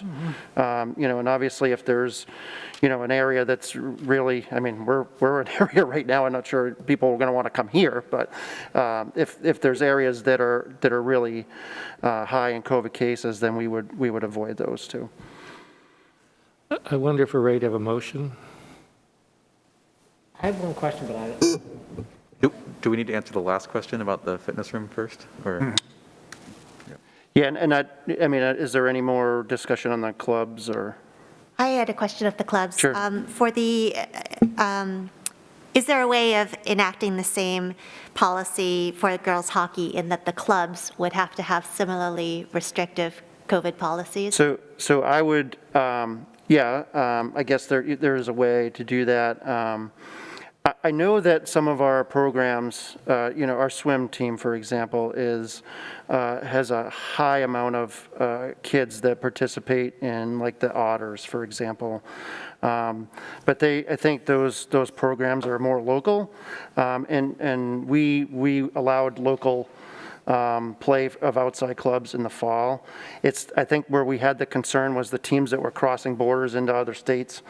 I think that was where the major concern was. With ice hockey being limited to clubs being limited to only play in New Hampshire, I feel more comfortable with that. But I don't. I think this is something that I would like the guidance from the board on. Yeah, go ahead. Is it possible to allow them to play club sports as long as those club sports don't leave the state of New Hampshire? Yeah, absolutely. Good. And abide by all the same protocols. Right. Yeah. So one of the things I was trying to think of a way to sort of really succinctly sum up one of the concerns I had with the club sports restriction, which was, as I understood it, you may not do a club sport or a non-district sport if you want to do a district sport simultaneously in the fall. But Unless you. Right, but there were the exceptions to the region. Right. If they restricted themselves to the region. One thing that occurred to me is that although it applied to sports, it didn't apply to in-person learning. And if we're saying that the participation in that club sport truly poses a risk that would necessarily prohibit participation in district sports, then why would we allow those students to participate in in-person learning? Which could have even more disastrous impacts on our educational programs, which are not elective. And one of the things we've been struggling with immensely. That was sort of where I came down, that I think it really illustrated, the sort of inconsistency, let's say, with, if we're saying it's this important that it should restrict this, then it really should restrict education as well. It should apply to coaches. It should apply to teachers. And that's where I struggle with, I feel like we're really getting outside of the realm of what we typically manage, right? And though it is apparently a legal option for us, and other districts are apparently doing it, it comes with a whole extra layer of complexities that give me great concern. So that would be the thing with the club sports. I mean, I'm fully supportive of anything that really mitigates risk. It's just the more I thought about it, the more I started thinking of different scenarios that we'd have to potentially make decisions on. So that's sort of, in a nutshell, one of the issues I have with the club sports restriction. If we're worried about travel, we already have protocols in place where if you go outside the New England region, for example, you need to quarantine for 14 days. So we already have some things in place that mitigate that travel issue to a degree. Do we really need to delve into the sports thing? And then one of the concerns I had was middle school. If we're going to hope for some sort of normalcy with regard to middle school sports, I happened to get an email from the girls' middle school soccer coach, basically sort of pleading for players. Something to the effect of we're hoping to have at least one game. I think I heard that we had even higher registrations among middle school students this year than last year, and yet we apparently weren't able to even play one game. That might have been largely because of lack of competition, but from the email it really sounded like we were struggling for numbers. And I just wondered, the girls' soccer numbers were down this year, and Bill might be able to speak to this better than I, but the boys' numbers were very high, but it was, girls were actually down. Is that correct, Bill? Thanks. Girls sports, girls soccer in general was down this year, and I think when we first had initial signups, we had a good number, but then the club sport, that rule came into effect, and we lost a lot of girls because of that. That's what I was worried about. So that's but that was the only sport that we really saw that in. We did have a couple kids, there were a couple cross country, a couple soccer kids, but for the most part, our numbers were really good. Just girls soccer was the low one. So I'm trying to, it seems is the issue of club sports so connected to the hybrid model that we have to consider them together, or can we vote on the hybrid model and then deal with the issue of club I suppose we could strip it out as a separate motion. I would prefer if we did that, and maybe, because we're going to have to make a call on this tonight, and whether we do it tonight, I'd prefer we put that on the agenda another time, if that's... Sure. Would that be reasonable? Well, I don't know that you can, because if you're going to say, you need to let the students know what the deal is with club sports. So I'm fine with doing it as two separate motions, but I think we would have to do, correct me if I'm wrong, but I think I would agree with that, Denise. I think there's people that are probably waiting to sign up for, and if they're forced to make a choice, they may need to do it now. Is the rule about club sports, you think that is that creating safety? Is that necessary to be safe? So the old hockey coach in me probably feels a little differently than the athletic director in me. The athletic director in me is looking a little more globally. The hockey coach in me would say, you're crazy for doing this. I will be the first one to admit I was very concerned with the things that happened in the rinks at Exeter and some of these other places where we saw, where I don't think that the clubs were we're doing the same things that the high schools were doing as far as safety protocol. Now, I can't speak for every club that it's like that. Do I think it's necessary? I'm not sure it's necessary, but it does make me nervous with kids going all over the place. It does, but that is not. I can't sit here and tell you it's a necessary thing. I wonder what I think it's an added layer of protection. I wonder what would be involved in not prohibiting crossplay, but strongly communicating with the students and families, as you have, about the importance of these policies. Yeah. And requesting that they get a copy of the policies or know the policies of whatever club they're considering. And also the athletic department perhaps tracking students who are participating in other clubs and Yeah, that's something we can do. And I will say, and to Dan's point, I think this is a bigger problem at the middle school than it is at the high school. A lot of kids in high school play a split season type of thing where they're playing, for hockey, for example, they're playing all the way through the fall with a outside club. Once the high school season starts, they stop. The NHIA has rules about outside club teams at the high school level where the high school has to take precedent at all times. They can still play, but the high school has to take precedent at all time. But I mean, that's certainly an option that we could. I think the other thing too, when you're thinking about the club piece, is that some of the issues that existed with early on with hockey was not just related, it wasn't related to a rink issue or a program per se, it was related to how that program is run for educational purposes. So some hockey programs are run as schools, which means they participate as a school unit for the day, and then they travel around the country. That's not what some of these local programs are doing. Our local hockey programs are really playing only in New Hampshire, because now the governor has said you can only play in New Hampshire, you can't go to Maine, you can't go to Massachusetts. In Maine and Massachusetts, Rhode Island, Connecticut, New Jersey, Vermont all got on board and said the same thing. So everyone's following those same rules. In addition, the governor also put in some additional policies which are similar to what policies we would have in place here for the school district, such as mask wearing, 6-foot distancing, those kinds of things, limiting locker room use, all of that. So I think that some of the early rink stuff that happened, again, was really related to schooling and kids being in a confined space for many hours a day versus possibly on a rink transmission kind of thing. So I think that's just important for you all to know that piece. So I'm wondering whether we could vote on the hybrid model and then vote, would your motion be to suspend the current requirement? I think it would be more along the lines of to pass it minus the club restriction. And just one quick question on the bus use things. I take your point on the 8 buses. That doesn't seem feasible. But soccer is a much larger team. Thinking of winter sports, would we have a comparative scope and scale issue? Also, Dan, you have a personnel issue.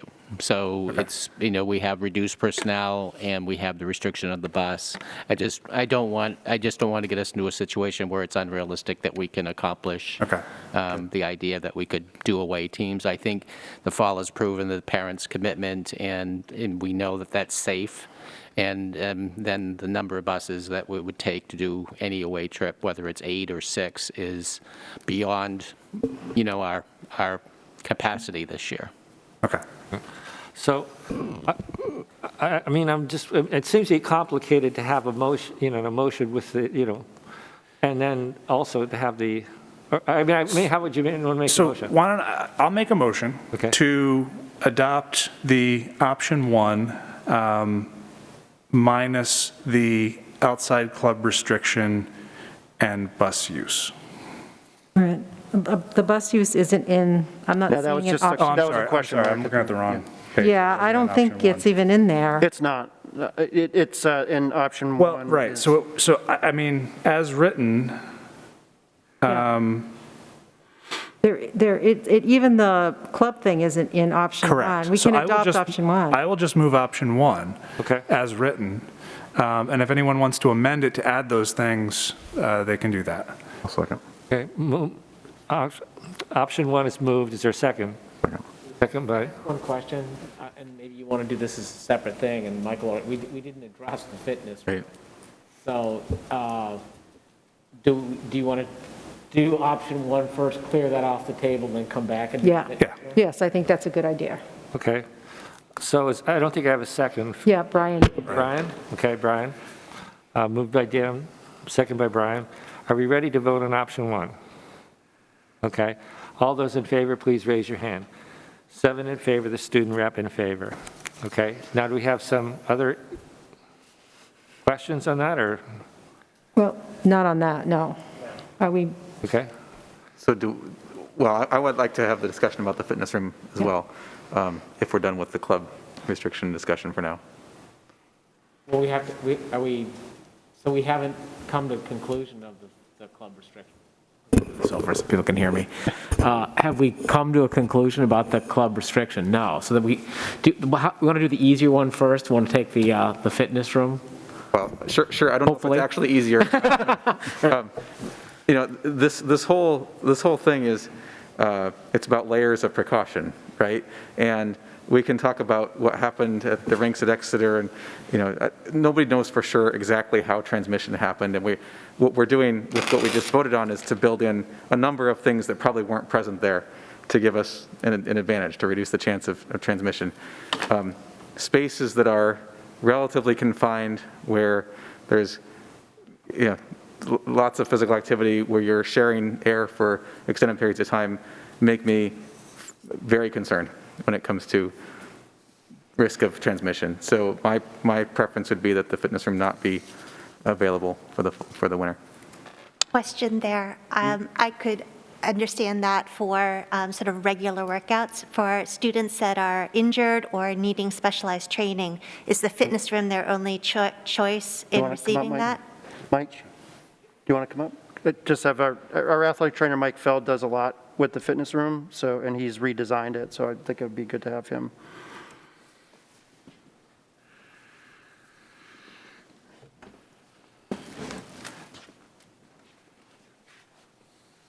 Sorry, what was the question? The question was about sort of differentiating between students who use the fitness room for regular workout and strength and conditioning, and those that might be injured and need specialized training to be able to, to compete or to get back to their normal performance.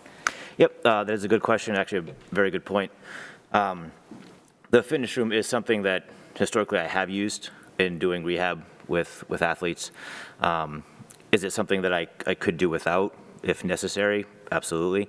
I could pull things out of there to use in the gym or a bigger space if the spacing is a concern. At the same time, it's a very beneficial piece for me to be able to use as far as rehabbing athletes and getting them back sooner. It's also very kind of different point between me being in there with 1, 2, maybe 3 athletes at a time doing rehab versus an entire team trying to get in there. I can certainly see the concern with that. Very easy for me to monitor 2 or 3 athletes, take care of cleaning it myself, not putting more burden on facilities to clean up after me. At the same time, I spent a lot of time and effort reorganizing the entire weight room to what it looks like now. Actually measured out spacing between the squat racks and the weight racks and the benches, and figured out a safe number of athletes that could be in there at one time. But at the same time, understanding concerns about the amount of space, that the weight room allows as opposed to being in the full gymnasium. But that is a good differentiation to make between, not to be selfish, but myself being able to use it for rehab work purposes versus teams being able to use it for workouts. Mike, if you kept everybody socially distant in there, how many can you fit in the weight room? Because I know it's not super small, but it's not super big. Right, and it's the way it's kind of reconfigured. I took a lot of things out of there. So it's kind of 2 answers. There's the real mathematical answer. Based on the space that's in there, 6 feet apart, technically you could fit 18 athletes in there. Aesthetically, that would look terrible. I understand that. So what Andy and I had talked about was 10 being a more realistic number, one that visibly looks good and is more functional. There's the amount of space between the racks on one half of the room can easily accommodate 6 athletes just in one half, leaving the other half for, potentially four to 5 more. But I think 10 at a time was a pretty good number. And that was, I kind of drew it out and actually measured it out and gave it to Andy a while ago, where it shows the spacing between everything in there. Did you use it in the fall? No, the weight Okay, room hasn't okay. been used since. Okay, it hasn't been last- used. yeah, Okay, since last all year. right. Yeah, I feel like it's maybe asking for trouble. I could go along with using it to rehab students that need it for that purpose, but I think that if we were able to kind of do without it in the fall, I think we should just stick with that. I agree. I agree. Would that be a motion? Do we have to have a motion on these things? Or? I'll make a motion that the fitness room is closed except for the use with rehabilitation for the trainer. Moved by Al, second. I'll second. By Denise. Are we okay with that, to vote on that? All those in favor, raise your hand. 6 in favor, all those opposed? 1 opposed. And the student rep is in favor. Okay, so that's the policy in the fitness room. Now we're going to have a motion on the policy in club sports. You want to do it? Did you want to make a motion on that, or? Well, I mean, no, I don't. It's hard to move a negative. Can we do a motion where we allow club sports as long as they follow COVID protocols and stay within the state of New Hampshire? Does that work? I know it's tough to do, but. So, and I don't mean to keep going down rabbit holes, but the COVID protocols being ours or NHIA's or whose? You know, 'cause there's just so much variation. This is what I'm talking about. The complexity of this is really tough. It is, and I think the longer we've been in this pandemic, that schools and clubs are starting to become more in line with their COVID protocols. I can't speak for all of them, all schools or all clubs, but I think that they understand this isn't going away anytime soon. So I think there's some protocol out there. We're shooting at a moving target. That's really And what just we're to play doing, yeah. devil's advocate one last time, if we're saying it's serious enough to restrict participation in sports, we should also say that it includes in-person learning. And that's a really tough one for me to support. Because if it's a risk, it's still a risk if they're coming into school. And that's one I'm really going to struggle with, so. I would offer that you made a condition of athletic participation contingent on the teams we would be playing meeting our protocols. And I think that's the standard that we've established for ourselves. So if we're going to allow team participation, we should use that same standard and use our protocol. I mean, if we use, as you go down this rabbit hole, as Dan has alluded to, there's so many different standards out there. We know ours, and we can share that with the clubs, and we can share that with the families, and we can, educate them. That makes the most sense if we're going to do it. The only distinction I would make, or the distinction I would make between athletics and the academic, Dan, is going back to what Denise said. Athletics is a choice that children are making. Their education is mandated by us. And I would say that this board has done an amazing job holding the standard, a very high standard, in terms of trying to protect our students and staff. And so that would be the distinction. One is required, one is optional, so students can choose the athletic choice, but they can't choose their education. Right. I'm just trying to get this into a motion. Right, Suzanne's got something she's. I just want to say this on behalf of Andy, because he's probably not going to say this. So I just want to protect him in the amount of time that he's going to spend monitoring every single athlete that's playing in an outside club. Oh, yeah. And all of the protocols and staying on top of it and making sure kids are adhering to it. He's spending a lot of time on our sports. I just want to make sure that I protect his time and his focus. That's a good point. I think we either have to say they can't play club sports or they can play club sports, because that is a good point, that we can't really expect Andy to be trying to monitor every single team that a student might be on. The other thing that I question if we could do it this way, because you said it's really more just an issue with middle, is what if we banned, and I don't know what this would do, participation in club sports at the high school level. It sounds like it's basketball at the middle school, just one sport. I don't know what that does. I mean, I don't know if that is too complicated or if we could go with something like that. Oops. I mean, from listening to this discussion, it sounds like this rule is just too complicated to enforce. I do want to say the governor has put protocols in place to keep people from crossing over also. So there are other things that have been put into place to create those guidelines that were not in place in the fall. So I think that the situation we're in now has shifted a little for high school kids, and I'm only going to speak for the high school kids that and families I've spoken with, but it has shifted a little because of the governor's protocols, and also because of our protocols and family awareness that if you travel outside of the state, outside of New England, so then you're going to have to quarantine, meaning you'll miss your season. So if teams can't cross the line into New England teams to play other sports, and they want to go to, let's say, Tennessee, well, now you've left the New England area, and so now you're not even going to be able to play in your team for 2 weeks. So I think that there's a lot of protections that are in place now that weren't in the fall. So I'm sorry, would a motion be to terminate the policy of the current policies we have restricting club sports? Can I butt in No, and do because my 2 we just cents? said that would be too complicated for Andy to monitor. No, I know, I'm saying right now, we have a policy where you're required to monitor, is that correct? Yeah, I mean, I'm not traveling around to rinks on Saturday and Sundays to try to catch people, Okay, but, well, I'm trying to technically, yeah. understand. Andy is not required to, nor has he been asked to monitor club sports. That is way beyond his purview as the AD of our school.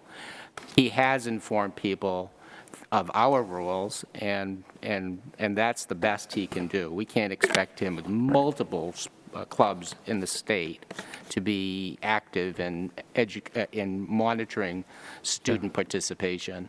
I mean, he's got a full-time job monitoring our athletes. So I'm not sure we have a problem that needs to be addressed, because my understanding was the rule applied to fall sports and that this was a new discussion. So I'm not sure we even need a So if there's motion. then we don't have to do anything, But I may unless be you want to wrong. reinstate the rule or something.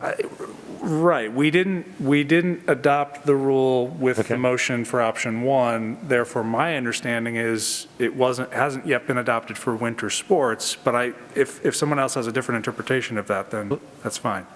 I think part of the issue in the fall was the way it was rolled out too, and the timing and the set of circumstances. Sure. So as long as, I think it was formulated by the administration, and as long as that happens and it's clearly communicated to parents and student athletes before the start of the season, whatever it is, I think that's probably fairly workable. So we don't need to act. Well, it's a little hard to, so I'll throw my 2 cents in finally. So I think back to the idea of risk, and it's particularly with rising COVID cases, I think our goal really is to have our school sports program make it to the end of the season. So I think that's a good starting goal. And I think when you do, and it pains me because my kids were swimmers and did outside club programs, and they are wonderful programs, most of them, but we can't control them, and it adds a greater level of risk that endangers potentially the regular season. And so I think it would be, the prudent thing to do as we go into the winter is not to, particularly as Denise was saying, to do the high school, because it adds a greater risk to the teams. A middle ground could be to not place the restriction, but to require families to submit their club's policies, to just be aware, to be thinking of that, to be thinking of the risk that it might bring to the high school team in terms of both whether they participate and also how closely they encourage the people around them in their club to adhere to that policy. And I absolutely understand that that Andy's not going to be traveling around monitoring clubs, but I think it is reasonable. There's probably a small-ish number of organizations that our students might be participating in. No? There's like dozens of different organizations? Okay. Yeah, it's a large,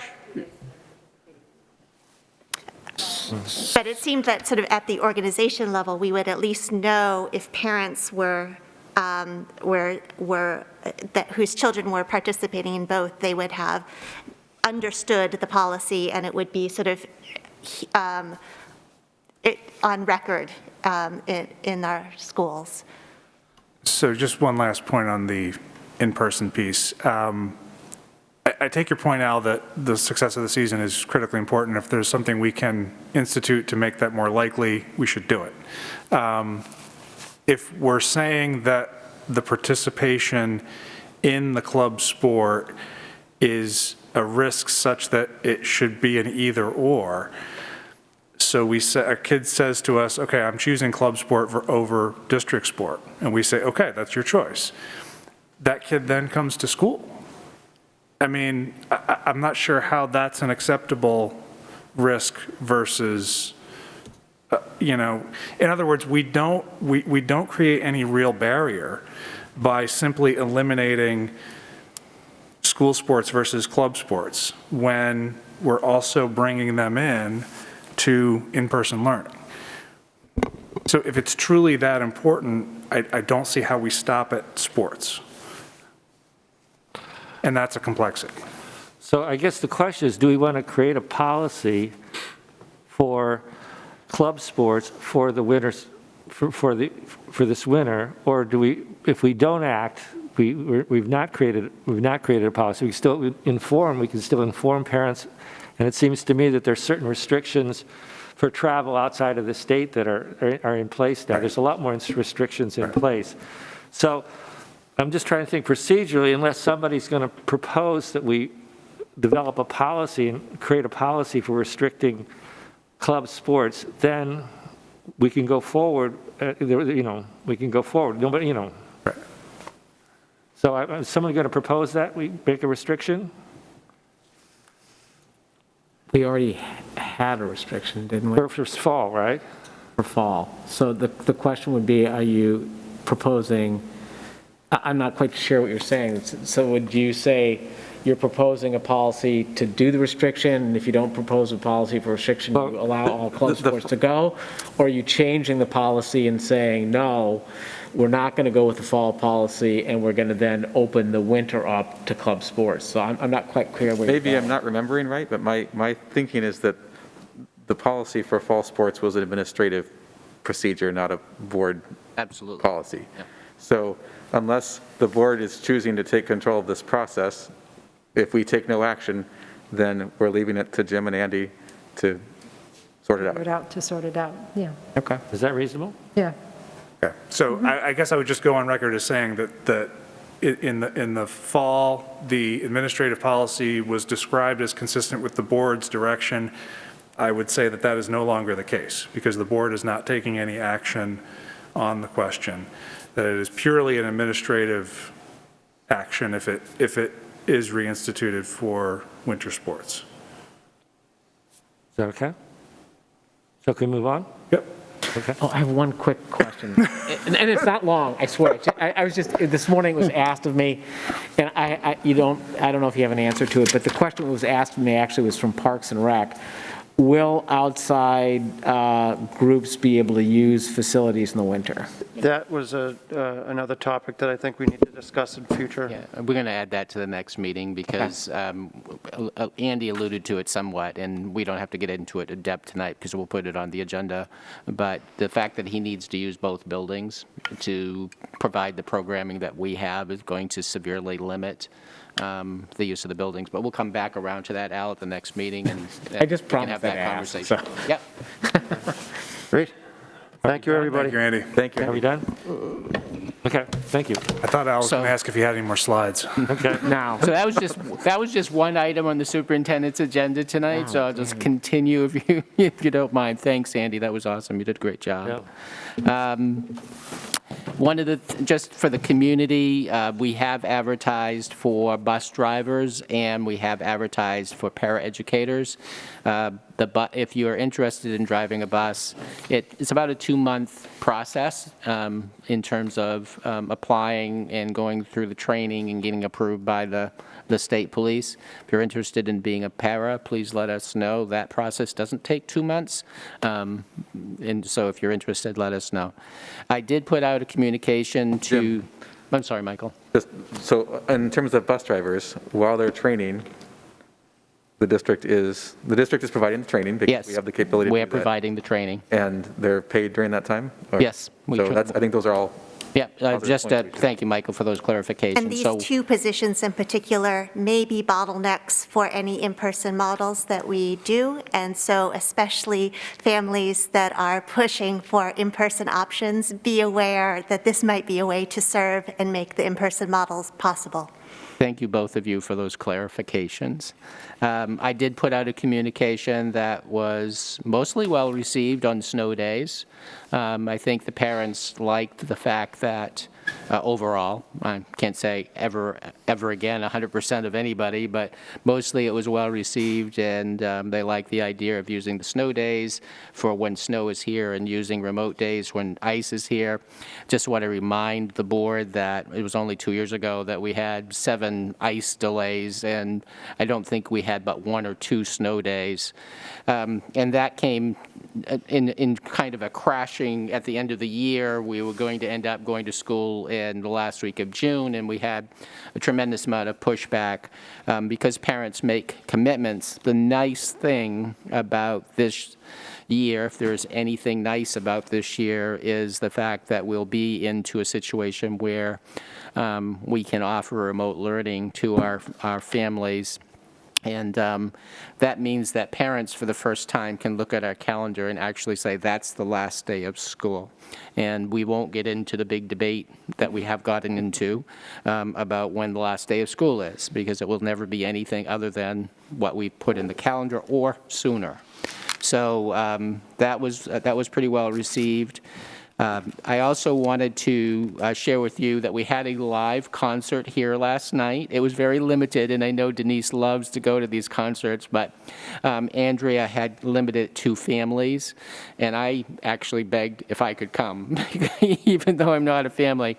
The idea of this room being used again for music was just, it made my heart full, you know, to be able to see 11 musicians last night live, and their closing number was just marvelous.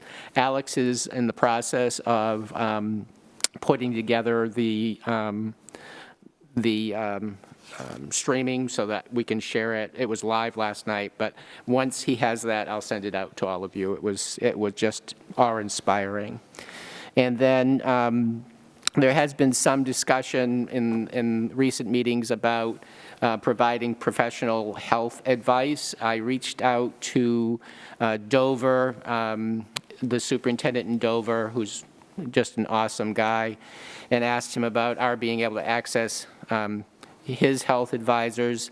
And what he suggested as a process is if that is something that our board is interested in doing, that I collect questions that you would have for them in advance, and then they would commit once they see what that time commitment is.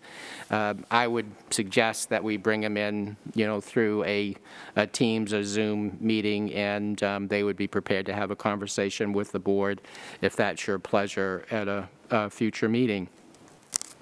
And I think that actually finishes. On the health advisory panel, do they have any documented recommendations existing that we could just review? I'm sure they do, Dan. I didn't ask that specific question, and I certainly can ask the superintendent for those. But I think what the superintendent and Dover has done is used his plans and bounced them against, what the professional health field is saying makes sense or doesn't make sense. And, the reason that I reached out is, the two school systems in the southeast that actually have advisory boards are Exeter and Dover. And, getting medical professionals to commit is, a big ask. And so by tagging on to our friendship with Dover, I think we can get what we want to do accomplished in terms of getting, quality medical advice. One of them, well, I'll leave it there. And so if that's something the board is interested in, Michael and Tom and I can talk about it. And then if that goes forward, then if we could structure questions beforehand, we could invite them into a meeting and have a conversation with them. That's it, Tom. Good. Okay, so it's the agreement to go ahead and do that. Okay? Business administrator? Yeah. Student representative? Sure. Megan? So since as I mentioned earlier, since we last spoke, I did do a survey to the students, and I got 18 respondents. A lot of it was focused on the winter sports stuff, which we already went over, and I think the students will definitely be very happy with the decision that was made tonight, because they felt very strongly about having winter sports. There were some other questions on the survey I asked just about things that they might be interested in us discussing in future meetings and whether or not they felt like they were being accurately represented. By and large, I think students moving forward want to be, I guess, considered more as we have our discussions, especially about returning to school, because they don't feel that they're necessarily being taken into consideration or really have a platform to speak. We did hear from 3 students tonight who spoke about winter sports, and I thought that was awesome that my peers came and advocated for themselves. But in terms of like hearing from students, there hasn't been as much of it compared to hearing from, say, parents or faculty or administrators. And the students definitely feel that they could be represented more at these meetings, and so they are kind of pushing for that. And of course, the whole purpose of the school board is to supply the school, which is, of course, for the students. And so, there is no school without its students. So that is what I received a lot of comments on in the survey. The students also just expressed that they really think it's important we consider the social, emotional learning piece of keeping them distant during this time, and going into the winter, how difficult that's going to be for a lot of people. So I know that with the rising COVID cases, it's making it even harder to implement those in-school options that we've been discussing. But as UNH goes on break and as things start to move into transition, I know that students are absolutely willing to do whatever it takes to be in person with each other again. You have their full cooperation, and nobody is not taking anything seriously. So I guess, yeah, those are the 2 things I really wanted to bring up aside from the winter sports. So Megan, may I? I think the student voice is invaluable, and I appreciate the comments you're making. So one of the ways that that could happen is once the agenda is set, we'll make sure you have it, and then maybe between the time on that Friday when it's mailed and the following Wednesday, that would give you a chance to meet with the student senate in order to pick their brains on issues that are on the agenda. And that because you are their voice, and so by creating a process internally, then you would be able to say to the students, I'll bring this issue up when it's appropriate on the agenda, that kind of thing, and that would be huge. Yeah, that would be wonderful. Yeah. And also in the past, we've met with the student senate, and we could have representatives meet, through meets or whatever, just to hear, Because we've done that, even, gone to the Senate meetings. I know I have, so that's also a possibility. Yeah, I think students would definitely be interested in doing a sort of forum or, So maybe- something. I would be interested in, I know in the past, I'm glad you brought that up, because I remember we did go to a student senate meeting, and just to hear what students had to say, it was definitely really helpful. So maybe if you want to, pick a meeting, if there's a meeting time, and then let us know, and then we can arrange to have some members, there. Awesome, yeah, thank you. Thank you. Okay, discussion items. Dr. Morris? Yeah, so the Wakefield School District was making queries to area superintendents as to whether school boards would be willing to share their superintendent with them. I would hope that you would say no. My plate is pretty full, and I can't imagine adding another whole school system to my plate. So Brian and I talked about it because his superintendent got the same request. So I think basically what Wakefield has done Form is, letter. yeah, sent out a Everybody got it. southeast region kind of canvas. But the letter was addressed to you as opposed to me, so I didn't feel like I could just say no without you knowing it was asked of us. I'd like to make a motion that we decline to offer our superintendent to Wakefield. I will, yeah. Second by Dan. I think we probably have to vote on it. All in favor? Okay. I'll tell them seven in gratefully favor. no. Yeah. He is currently engaged.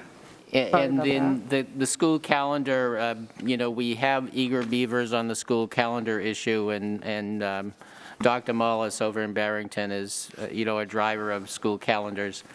And so we had our first regional discussion on student calendars. And as always, we try to align as much as we possibly can with Dover. Dover is the recipient of most of our CTE children. I think someplace in the 48 student range this fall. And then Somersworth and Rochester share about another 12 between them. So the calendar that you have is literally a first read. It doesn't, it's just there for you to review and process, and we'll come back at a later date and ask for your approval. If there's anything that stands out in the calendar in this first draft, it would be great to know, so we can make adjustments before we hit the second draft. It really just is a first blush, and it's pretty early, but Barrington's pushing everybody around. Michael? The first week of school is longer than it's ever been in recent memory. Yeah, we thought we'd make up for this year in the first week. There's not enough days for that. We're really hopeful. I mean, to be truthful, the recent news on, Pfizer and I can't remember the other company. Moderna. Really is incredibly hopeful. It's all about gearing up and distributing, but my gosh, if we could all get the vaccine and open school normally, I think I'd be the first one in line. So I'm hopeful. The news said that teachers would be in the second, so the first tier would be the emergency workers and so on, but they said Medical. teachers would be second, so that was cool. Is the nursing homes are they included with the medical? They have first phase and phase 1A, and that's essential workers and nursing home, and then teachers are step phase 2. Yeah. So let's hope that gets processed fast and we all can, take the vaccine. But going back to your specific question, Michael, again, it's first blush. I haven't sent it out to the teachers to get feedback from them. And, your observation is correct. It is a longer first week. So you need a motion to approve this on first read, right? Just as a first read, yep. Can I have that motion? Yeah. Denise? I'll make that motion. Moved by Denise, is there a second? Second by Brian. Further discussions, questions? All in favor, please raise your hand. 6 in favor. I'll Student rep abstain. in favor. Michael abstains, 1 abstention. Student to remain at Oyster River. So we have a situation where we have a family that has temporarily ended up in Dover, and they requested, again, it goes back to the change in law 3 years ago now, where any transfer of students between school districts ultimately requires each school board to approve it. Dover has approved it. And the situation is that the family truly doesn't know whether they're going to be in Dover, here, or in Texas, and they're asking both school systems for consideration to allow the student to stay. And I would recommend that to you. Do you need a motion for that? Yes. I'll make that motion. Moved by Denise. Second by Dan. Discussion? All in favor, please raise your hand. 7 in favor, the student rep in favor. Thank you. I'd like to propose we take a 5-minute break now, and then we need to meet in a non-meeting. I'm trying to figure, do we have to adjourn to meet in a non-meeting? How does that work? Policies? Michael's going to pull out the guides. I think we adjourned temporarily, right? Yeah. What about the committee charge? What's going on with that? That comes after. Oh, that comes after? Okay. We would need a motion to temporarily adjourn for the purpose of whatever. I have a motion to temporarily adjourn for a purpose of a non-meeting to discuss a negotiation issue. Brian? Second. Okay, I moved it. And I'll second it. And Brian seconds it. All those in favor, raise your hands. 7 in favor, the student rep in favor. So we'll take a 5-minute break. Where are we going to meet? The music room is open. Okay.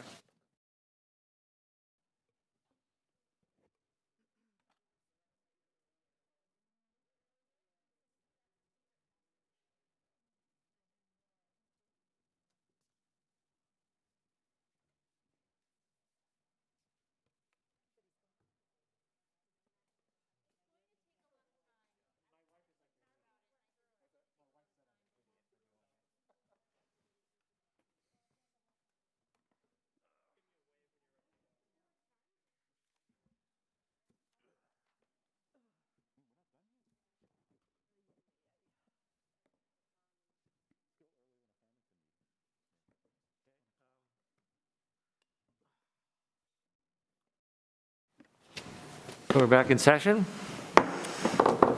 Al, I wondered if you would want to introduce the charge that you've created? Sure. So I think everybody agrees that the real goal is, we've undergone an incredibly stressful and game-changing event, and what we're really working on is how can we improve the instruction to be more effective. And so the charge that I threw out, the thing that kept coming up that I've heard from parents and everybody else, and that we're not limited to, was asynchronous learning. So the charge is the school board will form a standing committee with the Guild to investigate strategies to continuously improve asynchronous instruction and to provide recommendations to the school board on a monthly basis. Nothing in this charge prohibits the staff from implementing improvements to asynchronous learning on an ongoing basis. And so that's just the starting point of a charge. I guess. Denise? I was just wondering, instead of just limiting it to asynchronous, if we could say remote instruction, which would possibly also include live, you know what I mean? And I'm open to either way, but You want to make it really broad and just slash the asynchronous and say improve instruction? Yes. Yeah, let's just do that. It's about as broad as you can get. Yes, that would be good. In both places, right? Yes.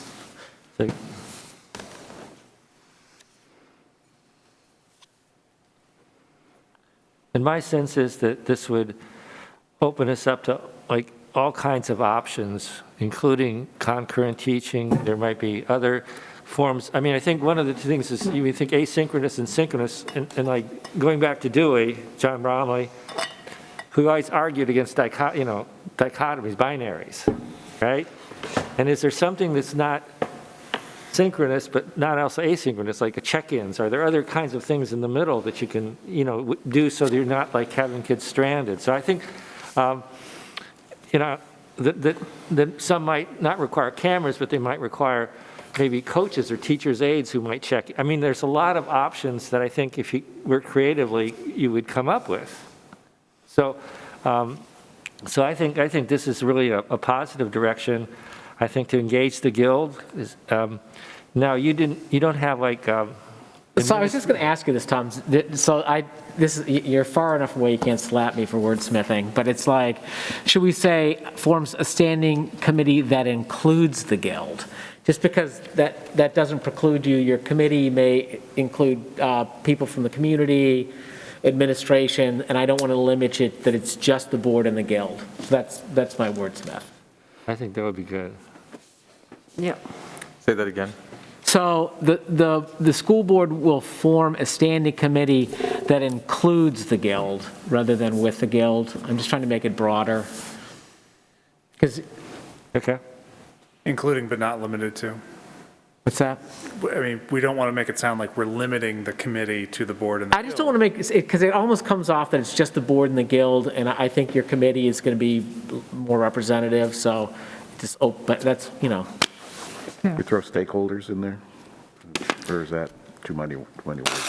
So the motion that we approved last time was teachers, parents, administrators, and board representation. We called out those four groups of. That was included? That was what we voted on last time. And it sounds to me like this would be replacing that, right? And I would just share, Michael, that up to this week, I had those four components already addressed. I had talked to people who are willing and so forth. So I think that when we talk about that broader group, that includes those four. I guess I think that's important. You want to change, we can change, you can say I love wordsmithing these. The board will form a standing committee that includes the guild, the board, administration, and parents, to investigate strategies to continuously improve instruction and provide recommendations to the board on a monthly basis.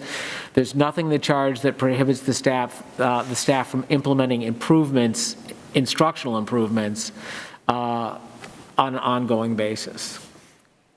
I'm wondering if we could cut on a monthly basis, because I wonder, you might want to have this, more frequent than that. Why tie it to a monthly basis? At least month. I mean, I think we want to, the full board wants to hear what's going on at least monthly, I think is the point, right? Yes. And, you have to give a time for a committee to meet and discuss and set out their workload and all of that. So at least monthly works. And the intent of this committee, it came out of our discussion on models. And by having a multi-stakeholder group that's able to really roll up its sleeves, starting in the next couple of weeks, to look into these models and its strategies for being successful in each of the models. That's the intent of this committee. Mm-hmm. Okay. Do you want to read it one more time, Al?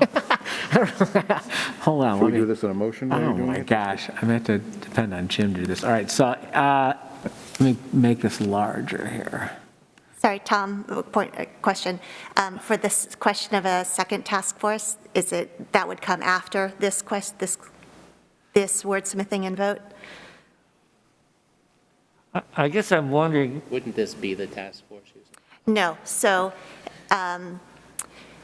Can we just do this? Because we'll go down a rabbit hole and we won't. Let's just do this. Let's just do this, please. Before it limitedly. Because this is what happened last time and we went all over the place. Okay, so to the best of my ability, the board will form a standing committee that includes the guild, parents, board members, and administration to investigate strategies to improve instruction and provide recommendations to the school board on a monthly basis. Nothing in the charge prohibits the staff from implementing improvements on an ongoing basis. I will make that motion. Moved by Denise. Is there a second? Second by Brian. Further comments? We ready to vote on it? All in favor, please raise your hand. 7 in favor. That charge is approved.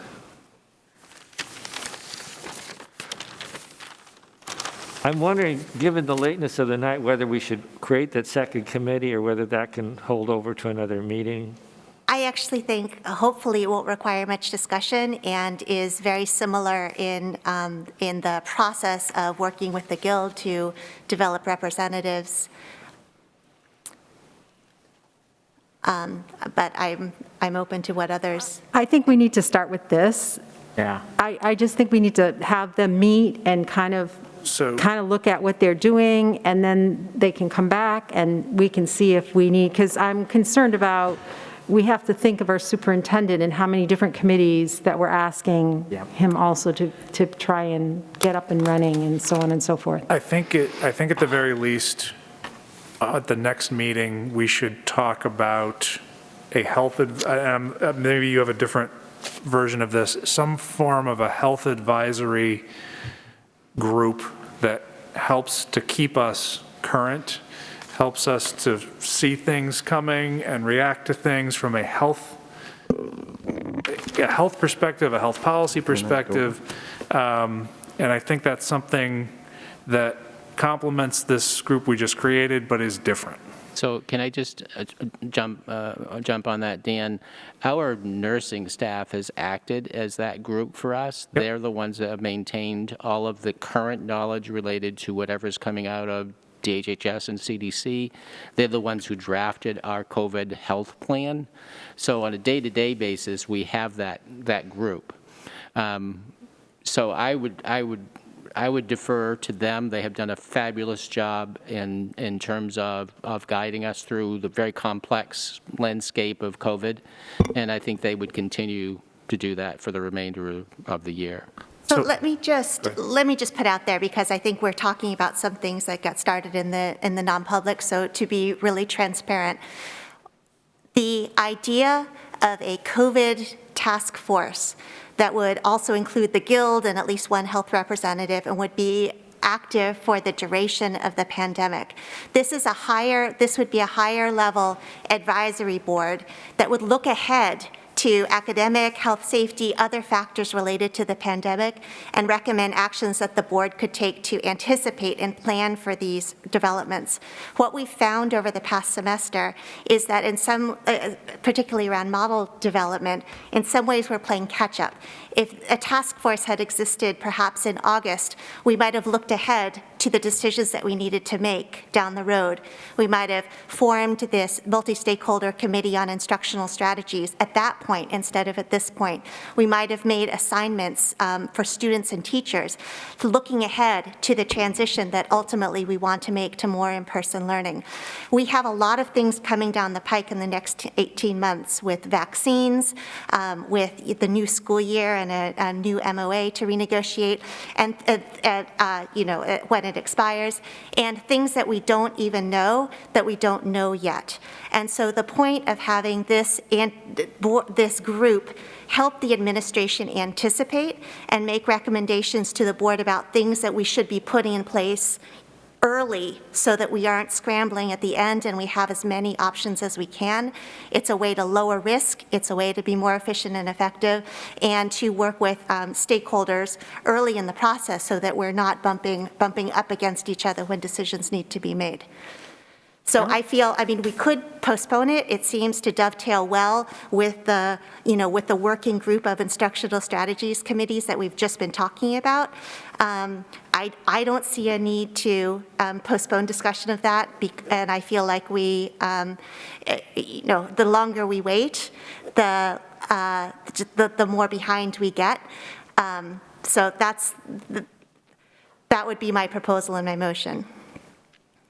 I don't actually, so again, I think a lot of what you're trying to accomplish can be done with what we just formed. I mean, when you're talking about anticipating and thinking changes and models and all that, that really comes to the heart of instruction. And so if you already have a working group that includes the administration, stakeholders, which are parents, teachers, and the board, where you're working on improving instructional strategies, part of the instructional strategies will be the models that come out of the instructional strategy. So I think that you don't need to form another committee right now, and not only that, because everybody's so busy, it just adds another layer of redundancy on it. So I think it would be better to start with this committee and work with it, and you can answer many of the things that you're saying will come out of that committee itself, and it won't double the work of everybody.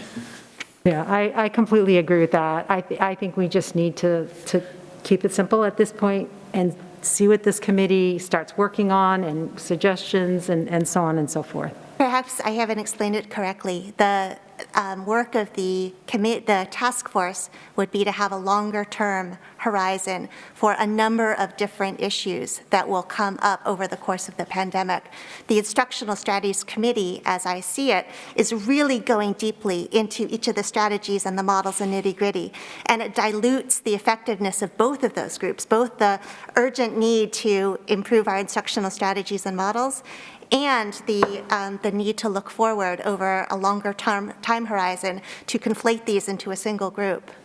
So I think what I'm hearing is that even though we use the word strategies in the committee we just created, that's really more of a tactical group. And what UC is talking about, correct me if I'm wrong, is something that would be more strategic.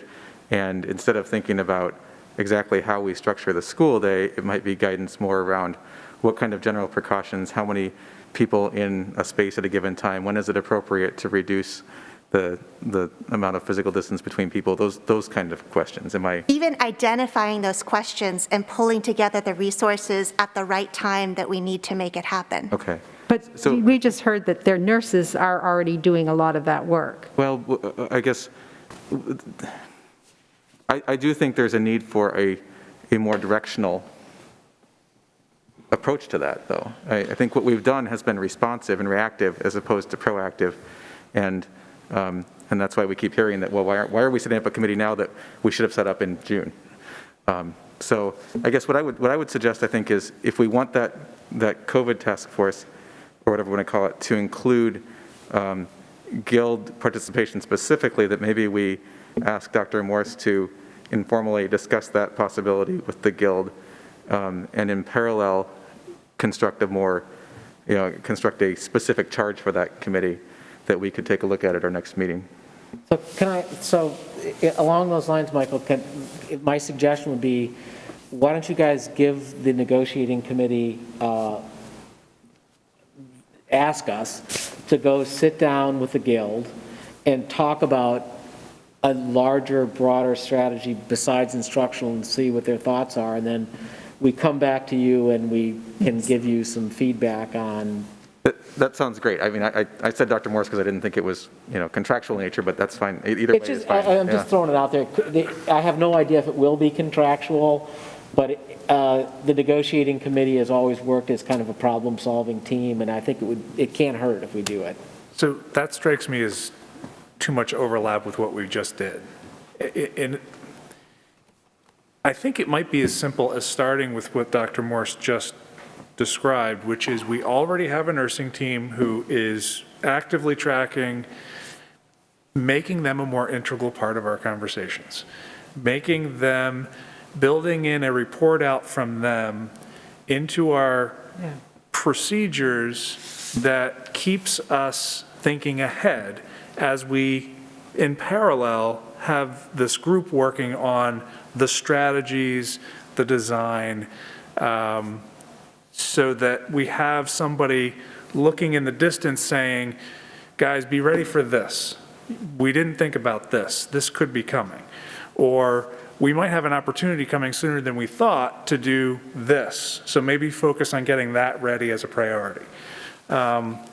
Because I think if we keep just going back to the Guild, they're going to be like, what are you guys asking us for? That might be the place to start. And then I think we still have an opportunity to build out the scope of the COVID informational piece looking ahead. And if that's becoming too much of a burden for our nursing staff, perhaps there's a way to, we talked about coordinating with Dover, or using existing resources as opposed to building a new committee might be the place to start in the short term. I want to be clear, this is not just around the health and safety aspects. It's around other big things on the horizon. And I'd like to hear from Dr. Morse about any thoughts on, on a task force in partnership with the administration, or whether you think that we can piece it together in other ways.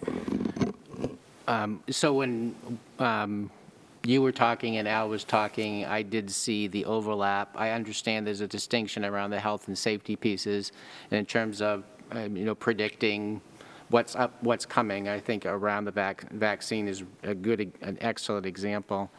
I am concerned about two committees working separately. I think that the piece that you've raised, UC, can be brought into the other group, and then we can expand its charge. I guess when you say it goes beyond health and safety, if you have the instructional piece done and the health and safety piece done, what more are you thinking?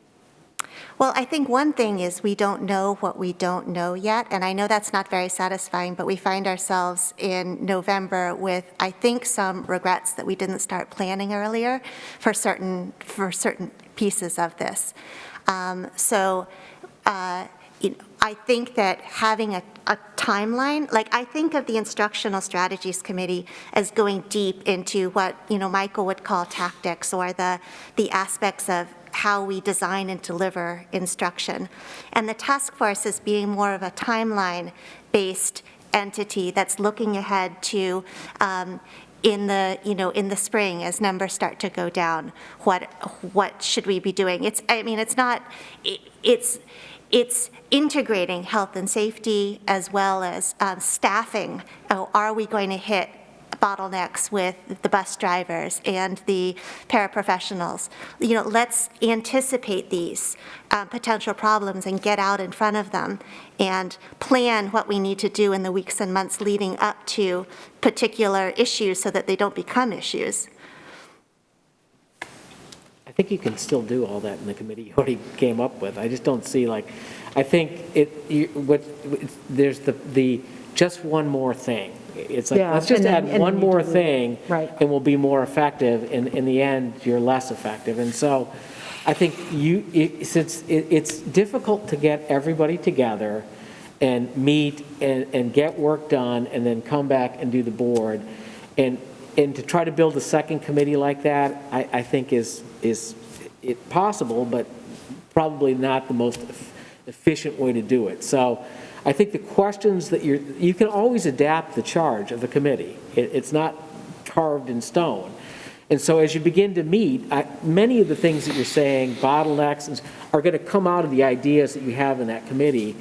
And if you find that the charge of the committee is too restrictive, come back to the board and say, you know what, we'd like to, these are our recommendations of some things that we think that need to be done, and we'd like to change the charge. I don't want to dilute the committee. Is time. That how long do we give that committee to get up and running and start to produce something and then decide whether that's what we want or not?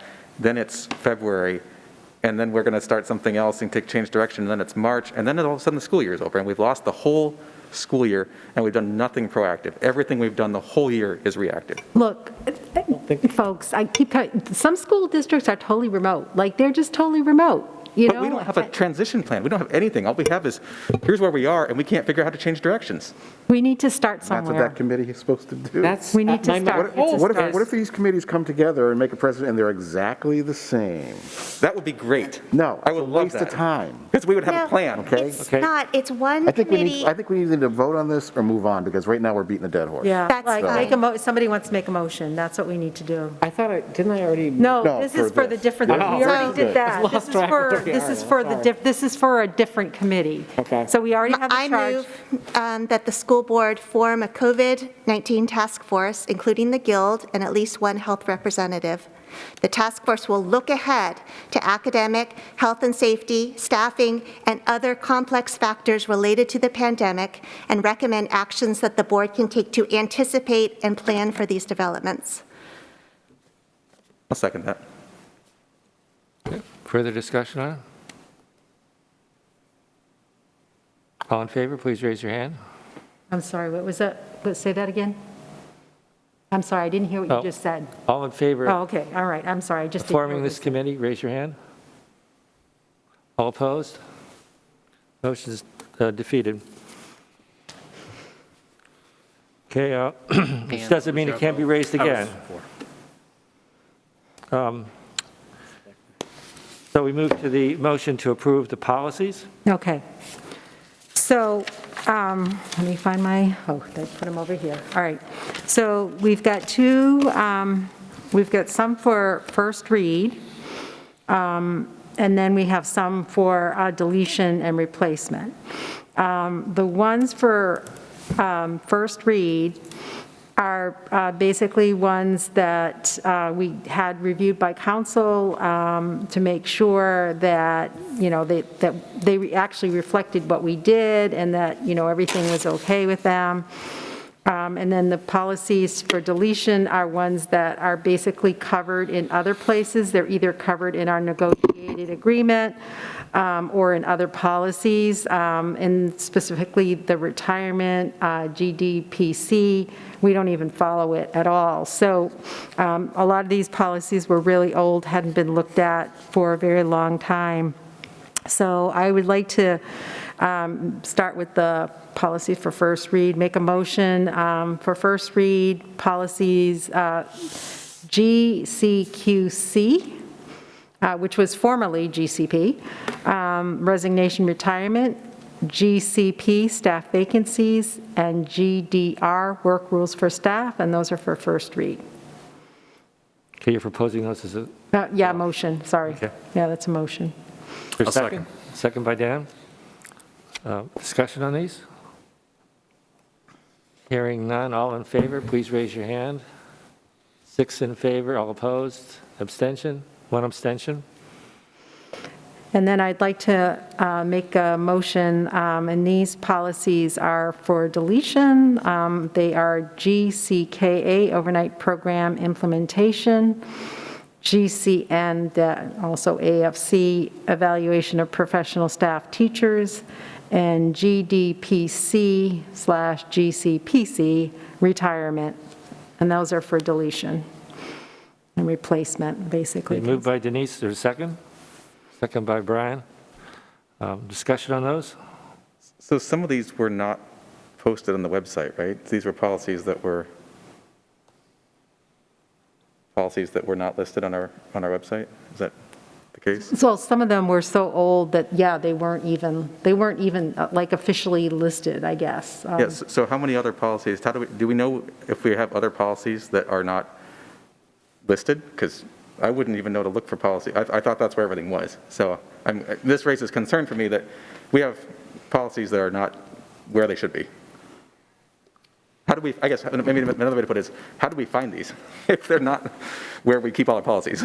Yeah, it's a good question, Michael. And so, when Wendy was going through these old policies, this is where she discovered them.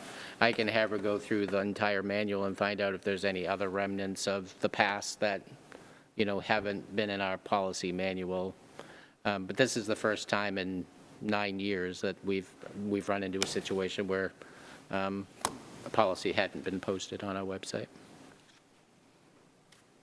I think that's really important because that's, Follow-up. policy is one of our 3 fundamental responsibilities, and for us not to know what's there is a problem. So we ready to vote on these deletions?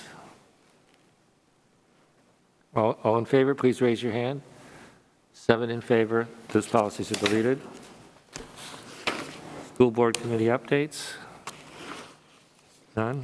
Oh, actually, well, it's not really a school board. I was going to talk about anti-racism that met last night, but that committee, it's been really exciting being part of that committee, and as next steps, basically looking at what things are being currently done within each of the different schools. Particularly, we talked a lot about what's happening in the middle school, and some things that are happening and coming up in the high school, and just a lot of positive energy. Yeah, I would like to suggest to the board that we find some quality time for that committee to present to the board, because they really have been doing a fabulous job. And that isn't to say that everything that we've heard is good. Quite frankly, it's been a very revealing committee. It's been, and sometimes, a very eye-opening committee. The students on the committee have just been fabulous. And when I say fabulous, I mean as honest as the day is long in terms of their experience in Oyster River and, what they're trying to do to correct that. And, it's all part of our strategic plan. So, we've given a lot of time to models and a lot of time to sports, and this is one of our strategic plan items that's front and center, and I'd like to find some time for this committee to do a quality presentation to the board and be able to have a dialogue with the board about their work to date. Great. Other committee updates? Public comment, I think we've worn them out. Was this last bit recorded? What? Are we recorded now? I assume so. Yes. Yeah. Says the mayor. It's all there. Just because we took the break and then came back. Yeah. So we have a budget workshop tomorrow night, 7 o'clock, and it starts with it'll be a